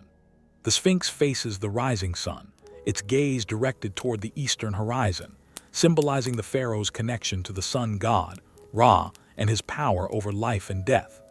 It is said that the pharaoh's divine power was reinforced by the gods, and monuments like the Sphinx served as physical manifestations of this belief. The Sphinx, with its mighty form and inscrutable face, continues to watch over Egypt, a silent witness to the civilization's grandeur and decline. While the physical construction of the monuments is awe-inspiring, it is the belief system that truly gives them meaning. The pharaohs were not simply rulers of Egypt. They were seen as gods on earth, intermediaries between the divine and the mortal world. The pyramids, temples, and the Sphinx were constructed to honor the gods, to secure the pharaoh's place in the afterlife, and to affirm Egypt's divine order. As we examine the construction of these monumental structures, we are faced with the question: how were the resources, labor, and organization required to construct these monuments obtained and managed? The task of building the pyramids and the Sphinx was a monumental feat that required not only engineering ingenuity, but also a vast social and economic infrastructure. The labor needed for such massive projects likely involved thousands of workers, and the state played a central role in organizing this labor. Some of these workers would have been conscripted, while others, especially skilled craftsmen, would have been permanent employees. The workers were housed near the construction sites, and their sustenance was provided by the state. The organized system of labor and resources, along with the advanced technology used in the construction, reveals a society with remarkable organizational skills. The construction of these monumental structures was also deeply tied to Egypt's economic system. The state controlled agricultural production, and the wealth generated from taxes, tribute, and trade helped fund such massive undertakings. The labor required to quarry and transport the stones was provided by both skilled and unskilled workers, who were housed in nearby workers' villages. These workers were organized into teams, each responsible for different tasks, from quarrying and transporting stones to assembling the monument itself. This system of labor organization reflects the highly centralized nature of Egypt's political and economic systems, where the pharaoh wielded absolute power over all resources. As we conclude this section, the key question emerges. What drove the pharaohs to commit such vast resources to building monuments like the pyramids and the Sphinx? Was it merely a testament to their power, or was it part of a larger vision to ensure their divine place in the afterlife and the prosperity of Egypt itself? These monuments were not just built to impress. They were meant to endure, to stand the test of time, and to affirm Egypt's place in the world as a center of power, culture, and religion. The erosion and rediscovery of the Sphinx and pyramids. While the construction of the pyramids and the Sphinx was a monumental achievement in the ancient world, the story does not end with their completion. Over the centuries, these grand monuments suffered the ravages of time, weathering, erosion, and neglect. The very forces that had brought these structures into existence would eventually contribute to their decline. Yet in the process, the monuments also underwent a transformation from symbols of divine power to relics of a forgotten past. Their rediscovery, centuries later, would spark new waves of interest and intrigue, bringing the ancient world back into focus. The Great Sphinx of Giza, once a proud and imposing figure, began to deteriorate long before modern archaeologists began their work. As the centuries passed, the forces of nature took their toll on the monument. The limestone from which the Sphinx was carved began to erode, particularly its face, which was once strikingly detailed. Sandstorms, the harsh sun, and the encroaching desert all contributed to the gradual wearing down of the monument. By the time the Middle Ages rolled around, the Sphinx had become largely buried in sand, and its once grand features were barely discernible. As for the pyramids of Giza, their grand structures began to suffer as well. Though the stone blocks that made up the pyramids were strong, the external casing of smooth limestone that once covered them was slowly removed over time. The casing stones, which had once gleamed brilliantly in the sunlight, were taken by later civilizations to be repurposed for building projects. As a result, the pyramids gradually lost their smooth, polished appearance, and their rough internal stone structure was revealed. Despite these signs of decay, the pyramids and the Sphinx continued to be held in awe by the people of Egypt and beyond. For centuries, the true purpose and construction methods behind these monuments remained clouded in mystery. While ancient historians like Herodotus wrote about the grandeur of Egypt's monuments, they lacked the understanding of how such feats were accomplished. The true origins of the Sphinx and the pyramids were lost to time, and the monuments gradually became the stuff of legend and folklore. However, the Renaissance period, with its renewed interest in the classical world, brought Egypt and its monuments back into the intellectual spotlight. During this time, European scholars and explorers began to rediscover the ancient monuments of Egypt, including the Sphinx and the pyramids. These monuments became a source of fascination for the growing intellectual movement, as scholars sought to understand their construction, purpose, and significance. In the early 19th century, European expeditions to Egypt became more frequent, and these efforts led to the rediscovery of many ancient sites. The Napoleonic expedition to Egypt, 1798–1801, was one of the most significant turning points in the modern study of ancient Egyptian monuments. Led by scholars and scientists, this expedition mapped out Egypt's ancient sites and brought much-needed attention to the monumental structures of Giza. Napoleon's army may have been there to conquer, but the scholars who accompanied him were there to uncover the secrets of the ancient world. Following the Napoleonic expedition, the field of Egyptology was born, and scholars such as Jean-François Champollion, who famously deciphered the Rosetta Stone, began to decode the rich history embedded in Egypt's monuments. This marked the beginning of a new chapter in the study of ancient Egypt, where the monuments were not only seen as awe-inspiring, but also as tangible records of a rich and complex civilization. The Sphinx itself became a focal point for excavation and restoration efforts. By the early 20th century, work began to uncover the Sphinx from the sands that had buried it for centuries. Excavations in the 1920s and 1930s, led by Egyptologist Howard Carter and others, revealed new details about the Sphinx, although its original purpose remained elusive. Theories about the identity of the pharaoh depicted in the Sphinx, as well as the monument's role in Egyptian religious practices, continued to evolve. The mystery surrounding the Sphinx and its construction led to a wealth of speculation. Some theories suggested that the Sphinx was built long before the reign of Pharaoh Khafre, perhaps even as early as the time of the Old Kingdom or the pre-dynastic period. Others argued that the Sphinx was a symbol of the sun god Ra, a creature embodying both earthly power and divine protection. New discoveries and advanced technologies, such as satellite imaging and ground-penetrating radar, have continued to fuel debates over the Sphinx's age, purpose, and construction methods. Similarly, the pyramids of Giza have been the subject of intense study and fascination. Over the centuries, historians, archaeologists, and engineers have worked to understand how these massive structures were constructed without the modern tools and machinery that we take for granted today. Many have marveled at the precision of the pyramids' design, particularly the alignment of the Great Pyramid with the cardinal points of the compass. Various theories have been proposed regarding the construction methods, ranging from the use of straight and zigzagging ramps to the possibility of advanced knowledge of mathematics and geometry.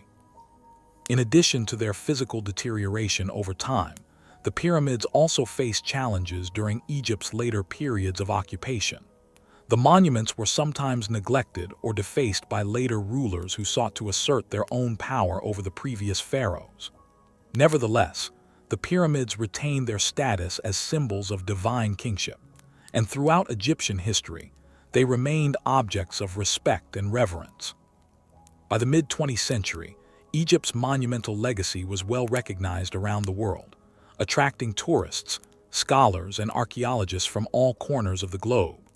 Today, the Giza Plateau, home to the Great Pyramids and the Sphinx, remains one of the most visited archaeological sites in the world. However, even as modern technologies continue to reveal more about the construction and significance of these monuments, much of their original purpose remains shrouded in mystery. Some aspects of Egyptian civilization, its religion, its royal ideology, and the true methods of pyramid construction, continue to elude our understanding. As we look at these incredible monuments today, the question arises, why have they endured for so long? What makes the pyramids and the Sphinx not only symbols of Egypt's power, but also lasting expressions of human ingenuity and devotion to the divine? Perhaps it is because these monuments are more than just stones and statues. They represent the aspirations of a civilization that sought to achieve immortality, to ensure the pharaoh's place among the gods, and to demonstrate the might of a nation that would leave an indelible mark on history. As the centuries have passed, the Great Sphinx of Giza and the Pyramids of Giza have transcended their original roles as monumental tombs and symbols of divine kingship. Today, they stand not only as enduring testaments to the power and engineering genius of ancient Egypt, but also as iconic symbols of human achievement, culture, and history. Their legacy extends far beyond the Egyptian context, influencing art, architecture, literature, and even modern popular culture. The cultural significance of the Sphinx and the pyramids has evolved significantly since their construction. In ancient Egypt, the pyramids were primarily seen as the final resting places for the pharaohs, the ultimate expression of their divinity and eternal rule. The pyramids were designed to ensure that the pharaoh's soul would successfully travel to the afterlife, where it would join the gods and continue to govern Egypt from the heavens. The Sphinx, on the other hand, represented the pharaoh's strength, wisdom, and divine protection, serving as both a guardian of the sacred spaces and a symbol of royal power. However, as time passed, the meaning of these monuments began to shift. During the later periods of Egyptian history, the pyramids, and particularly the Sphinx, became more than just royal tombs. They became symbols of Egypt's grandeur and timelessness. They were revered as national treasures, embodying the strength and cultural pride of the Egyptian people.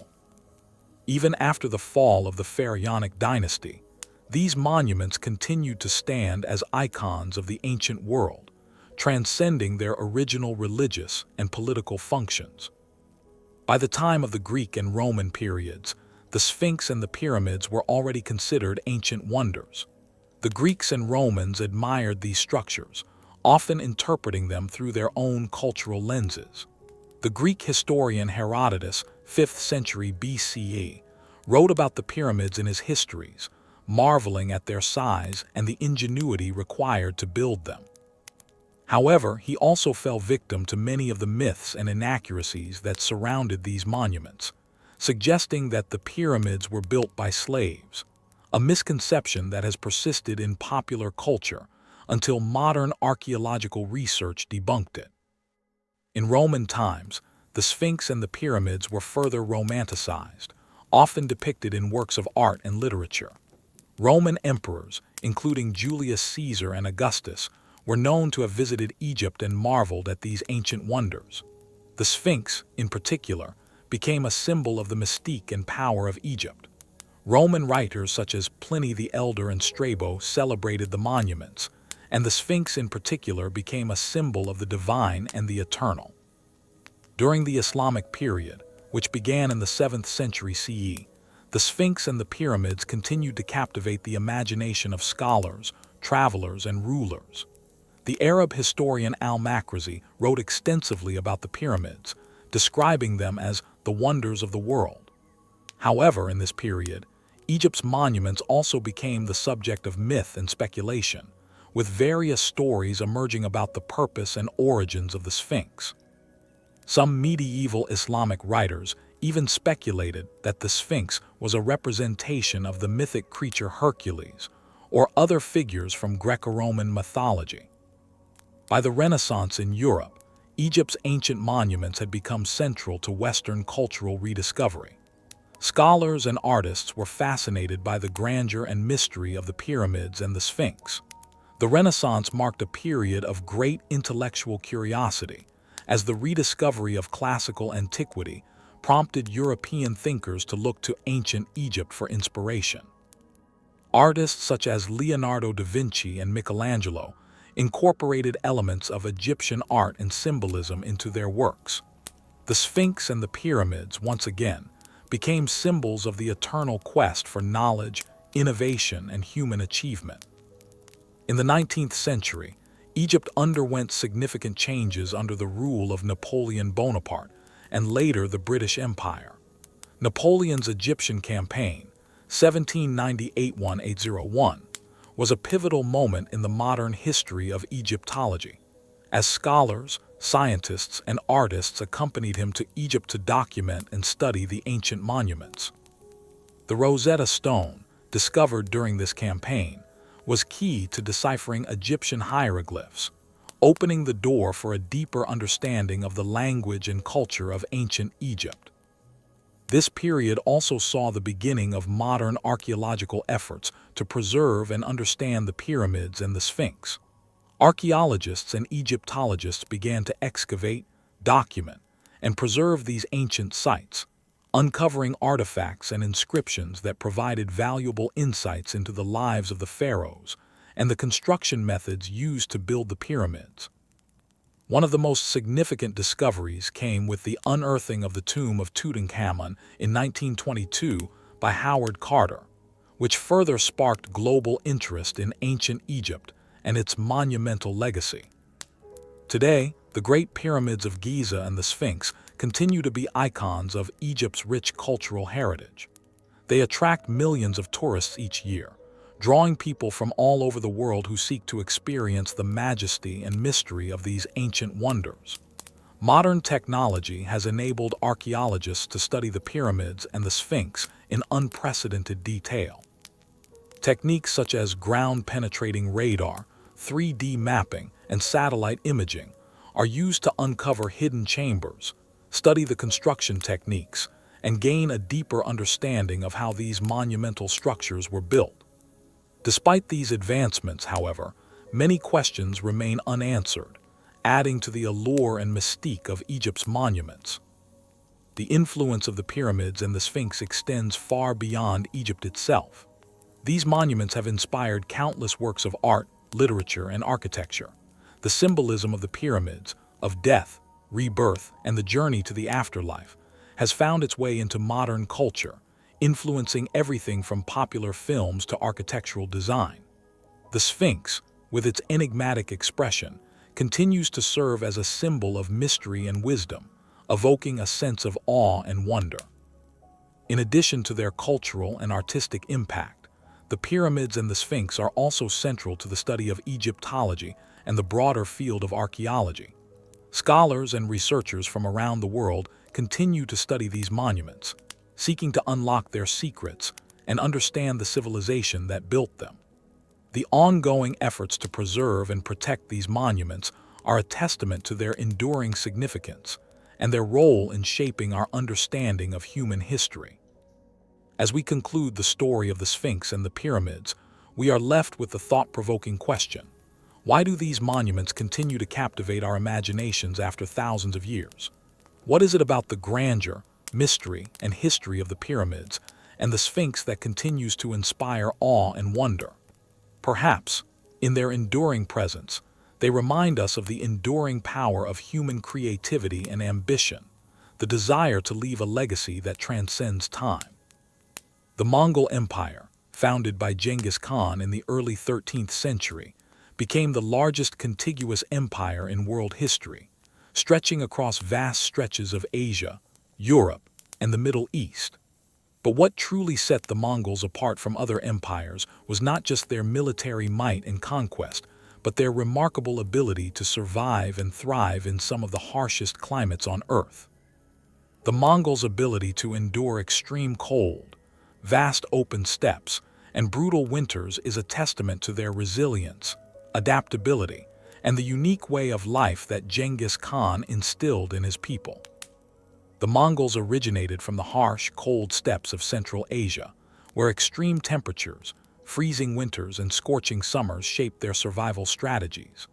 The Mongolian Plateau, located between the Altai Mountains to the west and the Siberian forest to the north, is one of the most inhospitable environments on the planet. The winters in this region can see temperatures dip as low as degrees C, minus 40 degrees F, with biting winds and little shelter from the elements.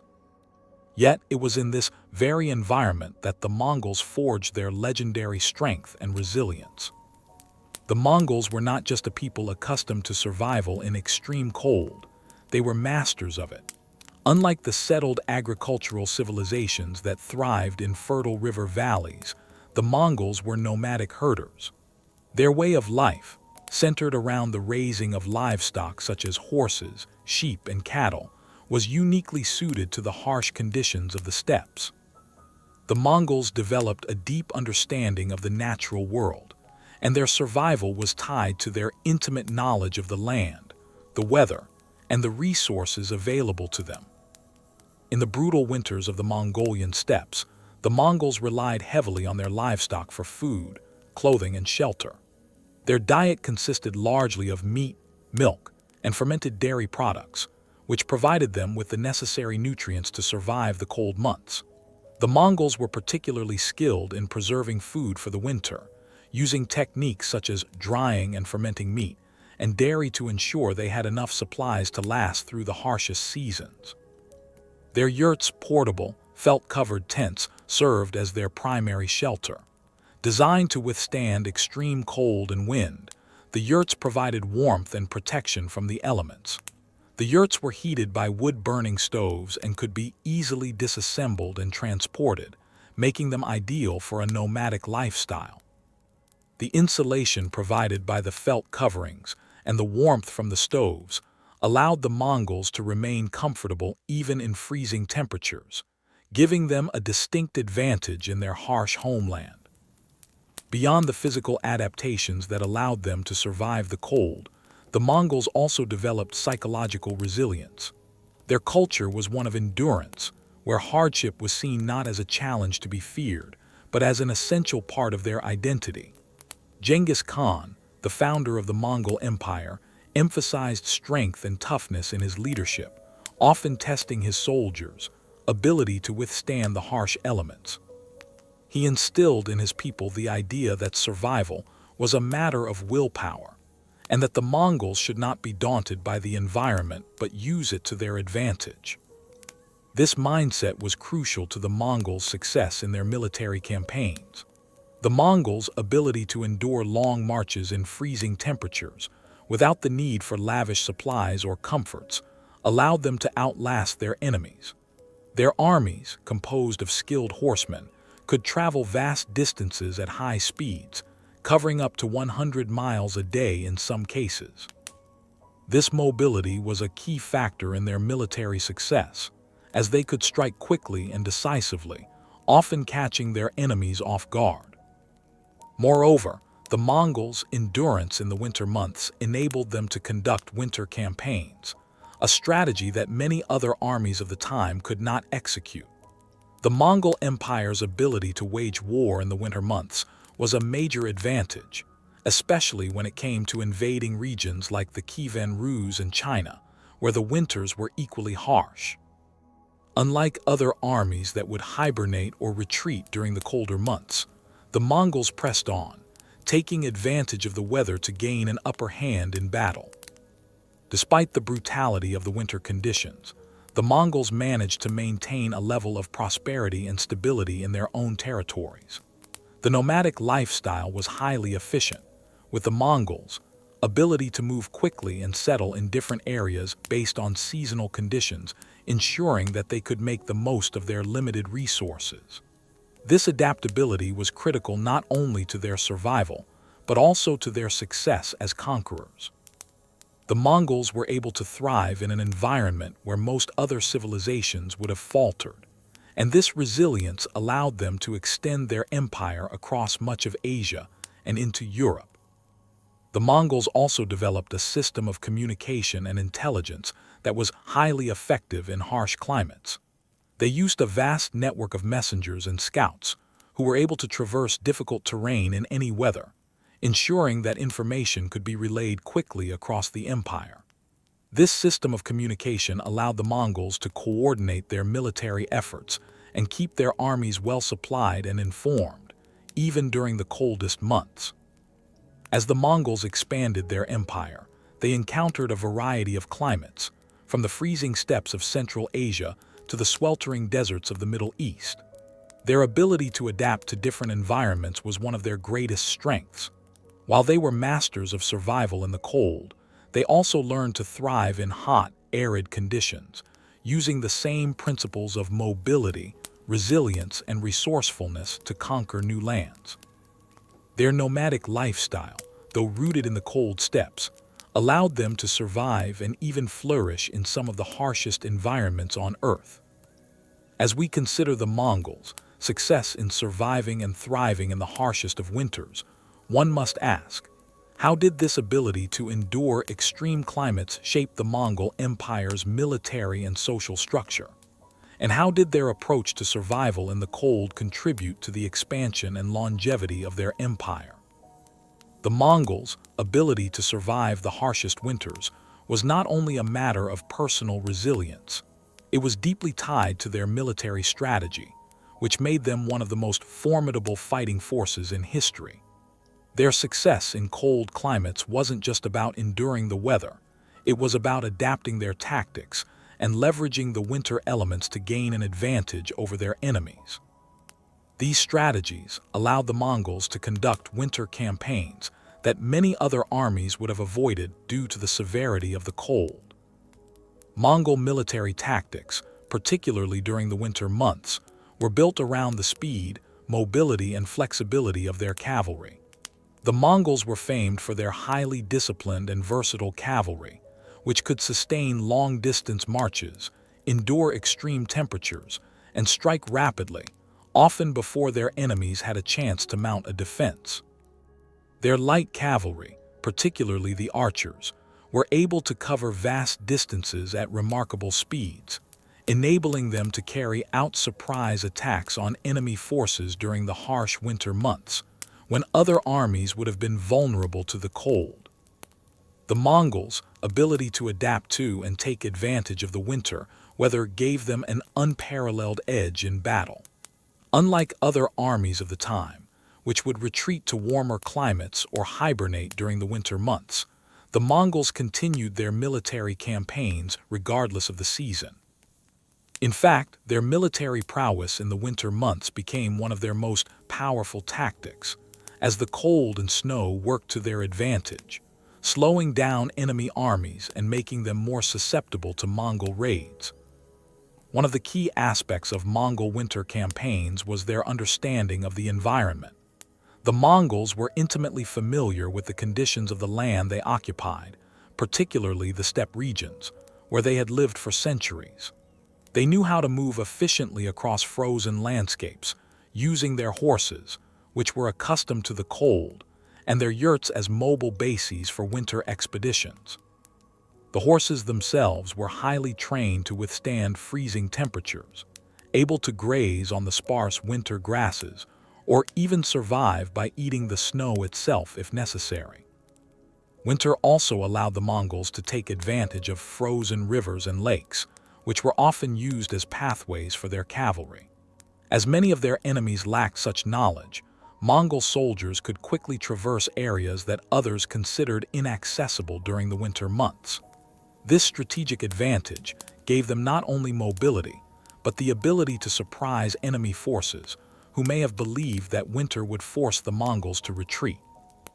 By maintaining their momentum and carrying out strikes in the cold, the Mongols were able to disrupt their enemies' plans and wreak havoc on the political and military infrastructure of rival kingdoms.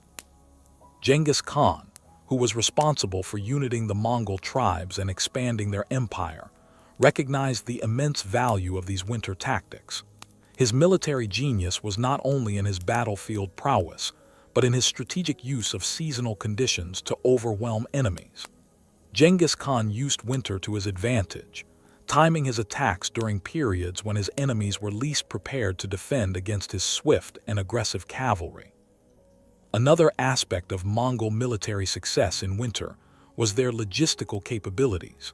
The Mongols were able to maintain supply lines during the winter months by relying on the same networks they had established for winter trade and travel. They would use their scouts and messengers, highly trained in winter survival, to maintain contact between different parts of their empire and coordinate their military efforts. While other armies would suffer from supply shortages during the cold months, the Mongols had a system in place that allowed them to stay fed, equipped, and mobile in ways other forces could not. The Mongols also developed a sophisticated method for psychological warfare, which was magnified by their winter campaigns. The speed and ferocity of their attacks, combined with the winter weather, created a sense of fear and helplessness in their enemies. When Mongol forces swept through regions during the coldest months, they would often strike with overwhelming force, using surprise and the harsh conditions to their advantage. This intimidation often caused the collapse of enemy resistance before battles even occurred. The Mongols' ability to maintain constant pressure in freezing temperatures left their enemies feeling outmatched and disoriented. Not only did the Mongols conduct raids during winter, but they also used the season to establish long-term dominance over the lands they had conquered. As they expanded into Russia, the Middle East, and Eastern Europe, the Mongols maintained control over vast regions by exploiting the cold climates. The harsh winters allowed the Mongols to establish strongholds in areas that might otherwise have been impossible to defend during the warmer months. The Mongols created alliances with local tribes and peoples who understood the land's challenges, and helped the Mongols control vital trade routes during the winter months. In addition to these military advantages, the Mongols also understood the importance of keeping their armies healthy and prepared during the winter. While harsh conditions were an undeniable part of their campaigns, the Mongols took great care in maintaining the well-being of their soldiers. Mongol troops were known for their discipline and self-sufficiency, but they were also well-provisioned. Mongol warriors were given adequate food, clothing, and shelter to survive harsh conditions. Their furs, leather armor, and high-quality winter boots were specially designed for the cold, keeping them warm even in sub-zero temperatures.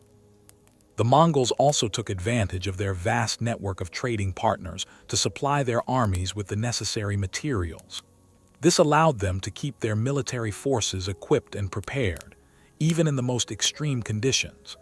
Their control of key trade routes allowed them to secure essential resources, including weapons, food, and medical supplies, which were critical for long-term campaigns in the cold.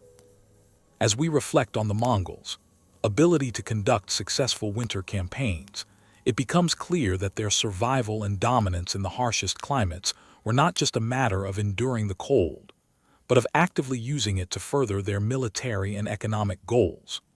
Their knowledge of the land, their adaptation to extreme conditions, and their ability to outmaneuver and outlast their enemies made them one of the most formidable military forces in history. The Mongol Empire's success in the winter months reveals a profound understanding of strategy, resource management, and military psychology. As we examine their legacy, the question arises: how did their ability to survive and thrive in extreme conditions contribute to the establishment of the Mongol Empire as one of the most powerful and enduring empires in history? And how did the winters of the Mongol Empire shape the course of world history?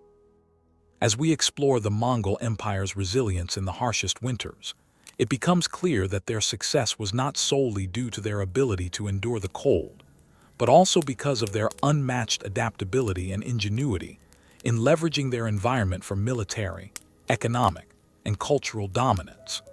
Their winter strategies and survival tactics left an indelible mark on both the medieval world and the subsequent evolution of military and cultural practices. The Mongol Empire, with its mastery of survival in some of the most brutal climates on Earth, created a legacy that still influences military tactics and strategic thinking today. The Mongols' ability to navigate the cold, open steppes with ease, their expert horsemanship, and their expert use of the environment laid the groundwork for some of the most effective military strategies ever devised. Their mobility, combined with their strategic use of winter conditions, became a hallmark of their military prowess, allowing them to outlast and outmaneuver enemies across vast distances and diverse climates. The Mongols' winter campaigns, particularly their ability to conduct operations during the coldest months, were a clear demonstration of their military dominance, using the environment not as an obstacle, but as an opportunity to strike with overwhelming force. Modern military strategists often study the Mongols' logistics, their rapid deployment strategies, and their ability to sustain operations in the most extreme conditions. The Mongols were, in essence, ahead of their time in terms of their understanding of supply chains, terrain navigation, and communication systems. Their use of fast-moving cavalry, the coordination of intelligence networks, and the effective utilization of local resources allowed them to maintain their offensive campaigns even in freezing winters. These tactics influenced later military leaders, including Napoleon Bonaparte and Adolf Hitler, both of whom attempted to apply similar strategies in harsh winter conditions, though with varying levels of success.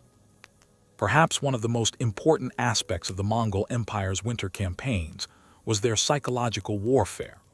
The Mongols were experts at sowing fear and confusion in their enemies, often by leveraging the harshness of winter to create a sense of inevitability in their advances.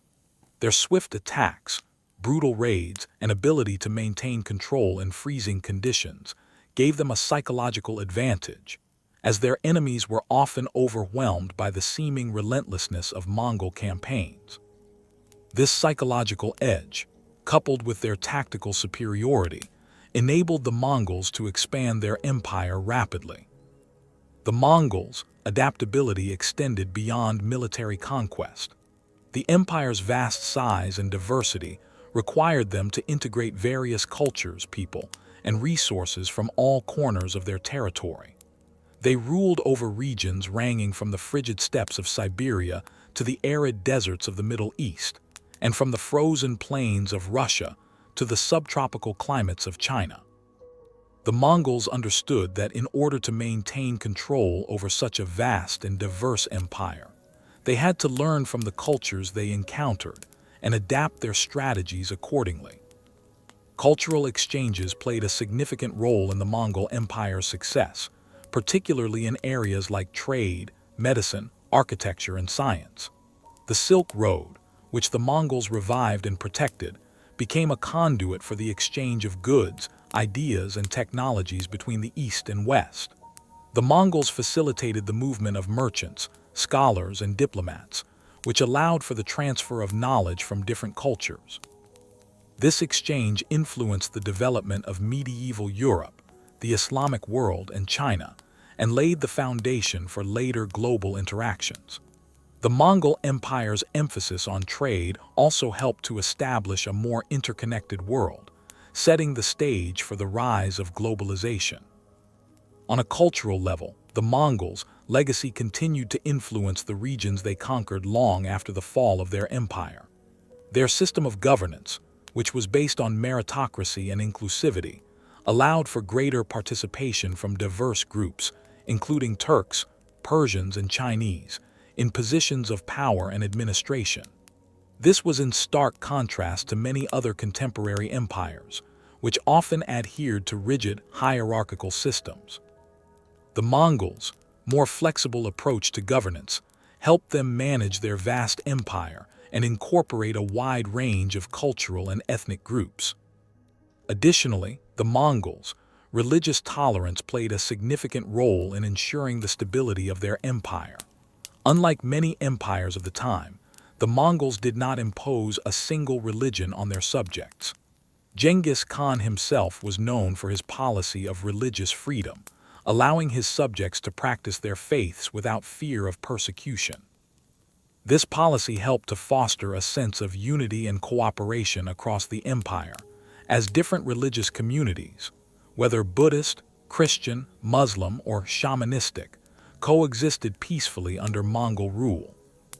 While the Mongol Empire eventually fragmented and declined after the death of Genghis Khan, the strategic and cultural foundations they laid continued to shape the future of the regions they once ruled. The political, economic, and military systems they developed influenced the rise of later empires and kingdoms, particularly in Russia, China, and Persia. For example, the Ming dynasty in China, which rose to power after the fall of the Mongol-led Yuan dynasty, inherited many aspects of Mongol governance, including the use of census taking, taxation systems, and a strong central bureaucracy. In the centuries following the collapse of the Mongol Empire, their influence continued to resonate through military tactics, cultural exchanges, and economic systems. The Mongols' ability to survive and thrive in some of the most extreme climates, coupled with their adaptability and openness to new ideas, made them one of the most innovative and influential empires in history. Their winter campaigns, in particular, remain a hallmark of their resilience, demonstrating the power of strategy, organization, and endurance in the face of adversity. As we reflect on the Mongol legacy, we are left with important questions. How did the Mongols' ability to adapt to extreme weather conditions shape their military and cultural influence on the world? What can modern civilizations learn from their approach to survival and governance? And how did the Mongols' survival in the cold contribute to the shaping of global history? The Salem witch trials of 1692 have become one of the most infamous episodes in American history. Over the course of a few months, A wave of hysteria swept through the small Puritan community of Salem Village, modern-day Danvers, Massachusetts, resulting in the execution of 20 people and the imprisonment of many others. While the trials are often remembered as a dark chapter in the history of superstition and mass panic, the truth behind the events is far more complex, rooted in a mix of social, religious, and economic factors.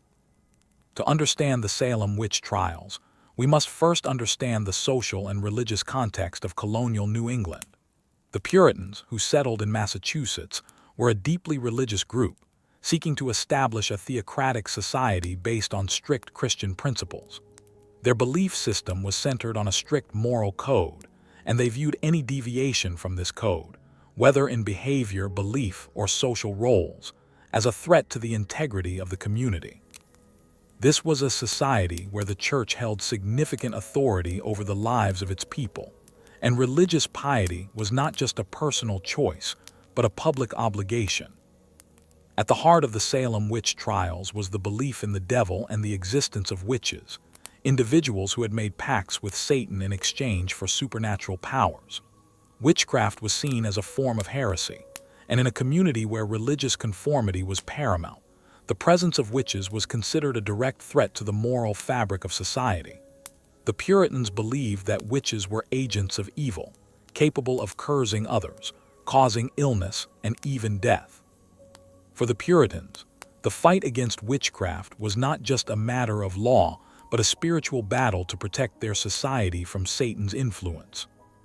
The roots of the witch trials can also be traced to the intense social and economic tensions within the Salem community. Salem Village, where the trials took place, was a divided community, both physically and socially. On one side were the more established, wealthy residents of Salem town, who controlled the local economy, and on the other side were the poorer farmers of Salem Village, who struggled to make a living. This division was not just economic but political, with the more affluent residents of Salem town holding power over the residents of Salem Village, who felt marginalized. The tensions between these groups created an environment ripe for suspicion and resentment. The people of Salem Village felt excluded from the decisions made by Salem town, and this sense of frustration often manifested itself in accusations of witchcraft. Economic hardship, combined with the competitive nature of Puritan society, led many to look for scapegoats when crops failed or families experienced misfortune. As a result, accusations of witchcraft often targeted women, particularly those who were seen as different, outspoken, or economically vulnerable. One of the most influential factors contributing to the witch trials was the role of women in the Puritan community. Puritan society had strict gender roles, with women expected to be pious, obedient, and submissive to their husbands. Any deviation from this idealized role, whether through economic independence, social influence, or behavior, was viewed with suspicion. Women who held power or influence, or who did not conform to societal expectations, were more likely to be accused of witchcraft. It is important to note that many of the accused were women who were either seen as outcasts or who had been involved in conflict with others in the community. As tensions rose, a series of events triggered the outbreak of witchcraft accusations. In January 1692, a group of young girls in Salem Village began exhibiting strange behavior. They would scream, convulse, and claim to be tormented by invisible forces. These symptoms were initially dismissed as mere hysteria, but when a local doctor, William Griggs, could find no physical explanation for the girls' behavior, he suggested that they were victims of witchcraft. The girls' symptoms quickly spread to other young women in the community, and before long, the fear of witchcraft had taken hold of Salem. In a tight-knit, religious community like Salem, such unexplained events were often attributed to the supernatural. The girls' behavior was interpreted as proof that evil forces were at work in the village, and the fear of witchcraft began to take on a life of its own.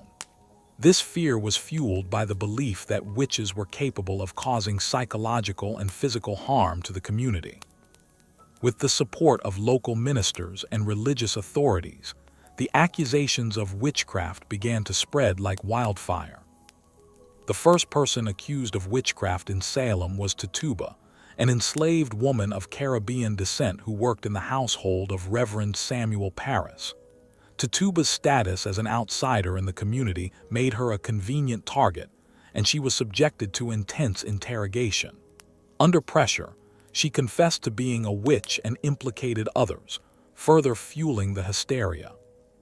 Following Tituba's confession, accusations began to snowball, and soon, people from all walks of life, men and women, young and old, found themselves caught in the frenzy.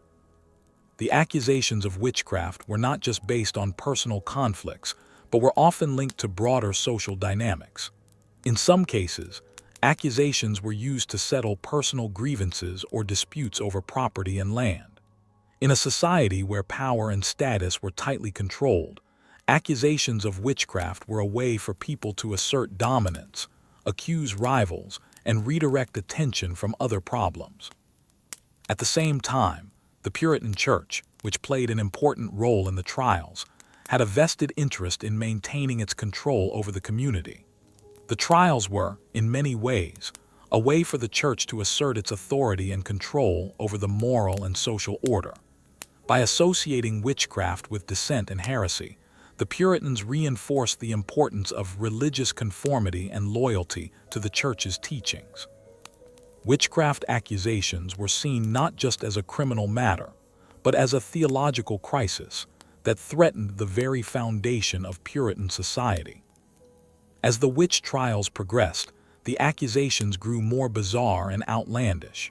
Individuals were accused of using spectral evidence, where the appearance of a person's spirit or apparition was considered proof of their guilt. Trials became more focused on finding evidence of witches, supernatural powers, rather than on hard facts or logical reasoning. In the midst of this chaos, even high-ranking individuals in the community, such as the wealthy John Proctor and Rebecca Nurse, were accused and executed, demonstrating that no one was immune to the fervor of the witch hunts. The Salem witch trials ultimately reached their peak in 1692, when trials were conducted at a frenzied pace, with dozens of people being accused, arrested, and executed. It wasn't until the governor of Massachusetts, William Phips, intervened and put a halt to the trials that the hysteria began to subside. By the end of the trials, 20 people had been executed, many others imprisoned, and the community had been deeply scarred by the events. The aftermath of the trials and the long-term impact on the Salem witch trials were a defining moment in early American history. While the trials themselves lasted only a few months, their consequences were far-reaching, shaping the future of Massachusetts and the broader colonial American experience. As the hysteria began to subside, questions about justice, guilt, and the integrity of the legal and religious systems emerged, leading to a critical examination of the events and the societal forces that allowed such a tragedy to unfold.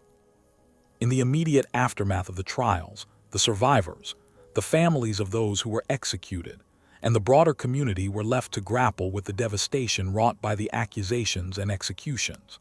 The damage to Salem's reputation was immense. The town that had once been seen as a pious center of Puritan faith was now associated with the darkest chapter of colonial history. Trust in the Puritan Church and its leaders, who had been instrumental in the trials, was severely damaged. In the years following the trials, several key figures involved in the persecution of suspected witches, such as Judge Samuel Sewall, Reverend Samuel Parris, and Cotton Mather, began to express regret for their roles in the events. Samuel Sewall, in particular, issued a formal apology in 1697, admitting that the trials had been a grave mistake and expressing deep remorse for the deaths of innocent people. However, the damage done to the community's moral and social fabric could not be easily undone. In 1702, a more formal examination of the trials took place. The Massachusetts General Court declared the trials unlawful and ruled that the proceedings had been tainted by false accusations, spectral evidence, and religious zealotry. The court also ordered that the families of the executed individuals be compensated for their losses. While this acknowledgement was important, it came too late to undo the destruction caused during the trials. Furthermore, the idea of spectral evidence, a key component of the trials, was formally rejected by the courts, setting a precedent for the inadmissibility of such evidence in future trials. The legal system's rejection of spectral evidence marked a significant step toward more rational and evidence-based approaches to justice, though the effects of the trials would resonate for many years. The religious ramifications of the Salem witch trials were profound. The Puritan Church, which had once wielded immense power over the community, faced a crisis of credibility. Many of the accusations had been driven by religious zeal and the fervent belief that the devil was active in the world. However, the failure of the trials and the subsequent exonerations raised serious questions about the role of religious authorities in governing people's lives. The trials highlighted the dangers of religious extremism and the dangers of religious leaders wielding unchecked power in both spiritual and civil matters. For the Puritan faith, the trials marked the beginning of a slow but inevitable decline in authority. The First Great Awakening, a religious revival that began in the 1730s and 1740s, was partly a reaction to the excesses of Puritanism. As religious fervor gave way to more moderate forms of spirituality, the Puritan influence in Massachusetts weakened, and the Salem witch trials became a symbol of the dangers of religious extremism. In the aftermath, Salem and the broader Puritan communities began to move toward a more secular approach to governance. The separation of church and state became more pronounced, and the role of religious authorities in public matters began to recede. The trials also prompted a reassessment of the power of community leaders and the importance of due process in legal matters. The trials had a deep psychological and social impact on the community. The fear and suspicion that had taken root in Salem lingered long after the trials ended. Families who had been torn apart by accusations of witchcraft struggled to rebuild relationships and heal the wounds caused by false accusations. The fear of witchcraft remained embedded in the collective memory of the people of Salem, and the damage done to relationships and reputations was long-lasting. For the accused, especially those who had been imprisoned or had their property seized, there was little in the way of restitution or healing. Many of the families whose loved ones were executed struggled with grief and a lack of closure. While the court's decision to declare the trials unlawful offered some degree of justice, it was not enough to erase the deep scars left by the events. The role of women in the trials also left a lasting legacy. While many men were accused and some were executed, the overwhelming majority of those caught up in the trials were women, many of whom were marginalized in some way, whether due to their social status, personality, or behavior. The Salem witch trials reinforced gender stereotypes and placed women in vulnerable positions within the Puritan social structure. This pattern of scapegoating women would persist in later witch hunts, both in colonial America and in Europe. The experience of the Salem witch trials also highlighted the dangers of groupthink and mob mentality. The speed with which accusations spread, and the ease with which otherwise reasonable people could be convinced of witchcraft, demonstrated the power of mass hysteria in shaping events. In the years following the trials, scholars and psychologists would study the Salem witch trials as a case study in mass psychology, the ways in which fear and anxiety could cloud judgment and lead to destructive actions. The Salem witch trials serve as a powerful reminder of the dangers of unchecked power, superstition, and the breakdown of justice in times of panic. They teach us the importance of critical thinking, due process, and evidence-based reasoning in safeguarding against injustice. The events in Salem highlight how easily communities can be swept up in fear and suspicion, and how quickly the human tendency to scapegoat can lead to tragic consequences. Despite the horrific consequences of the trials, the lessons learned from Salem helped to shape the future of American legal and political systems. The Bill of Rights, which guarantees freedoms such as the freedom of speech, religion, and due process, stands in stark contrast to the injustices of the Salem witch trials. As America moved toward its founding as a nation, the trials served as a cautionary tale about the importance of religious tolerance, legal fairness, and personal rights. As we reflect on the legacy of the Salem witch trials, it is clear that their impact extends beyond the specifics of witchcraft and superstition. The trials are a historical warning of the dangers of fear-driven justice and mass hysteria, two forces that still have the potential to shape the modern world in destructive ways. The Salem witch trials have left a lasting imprint on both the collective memory of American history and the broader global understanding of justice, fear, and the dangers of mass hysteria. The trials, which took place in 1692, have come to symbolize the toxic mix of religious extremism, social tension, and unchecked authority. While the events themselves were isolated to Salem and its surrounding areas, the consequences and the lessons drawn from them reverberated far beyond the Puritan community and had a profound influence on legal systems, societal views on superstition, and the treatment of women in the centuries to follow. In America, the Salem witch trials have served as a cautionary tale about the dangers of mob mentality and the abuse of power. The trials were not just about witchcraft. They were about fear of the unknown, fear of dissent, fear of those who did not conform. These fears, amplified by the Puritan religious ideology, were the fuel for the flames of accusations, trials, and executions. Over the years, the trials have become a touchstone for discussions about the dangers of religious intolerance, the fragility of justice in the face of panic, and the perils of letting fear dictate legal and social decisions. The long-term legal consequences of the trials were significant. While the immediate aftermath saw little action taken to prevent similar incidents, the trials did help lay the groundwork for the American legal system's emphasis on due process and the presumption of innocence. By the early 18th century, as legal scholars and public figures reflected on the failure of the Salem trials, the idea that accusations alone were insufficient to convict people of serious crimes began to take root. The presumption of innocence, a cornerstone of modern justice, emerged as a vital principle in the subsequent development of American law. The idea that someone could be convicted based on spectral evidence or unsubstantiated rumors was eventually rejected as incompatible with a fair legal process. The separation of church and state, another fundamental principle of modern American governance, also found its early roots in the aftermath of Salem. While Puritan religious leaders had been central in inciting the trials, the moral and political fallout forced many to reconsider the extent to which religious beliefs should govern civil life. The trials exemplified the danger of intertwining religion and law in ways that could harm innocent individuals.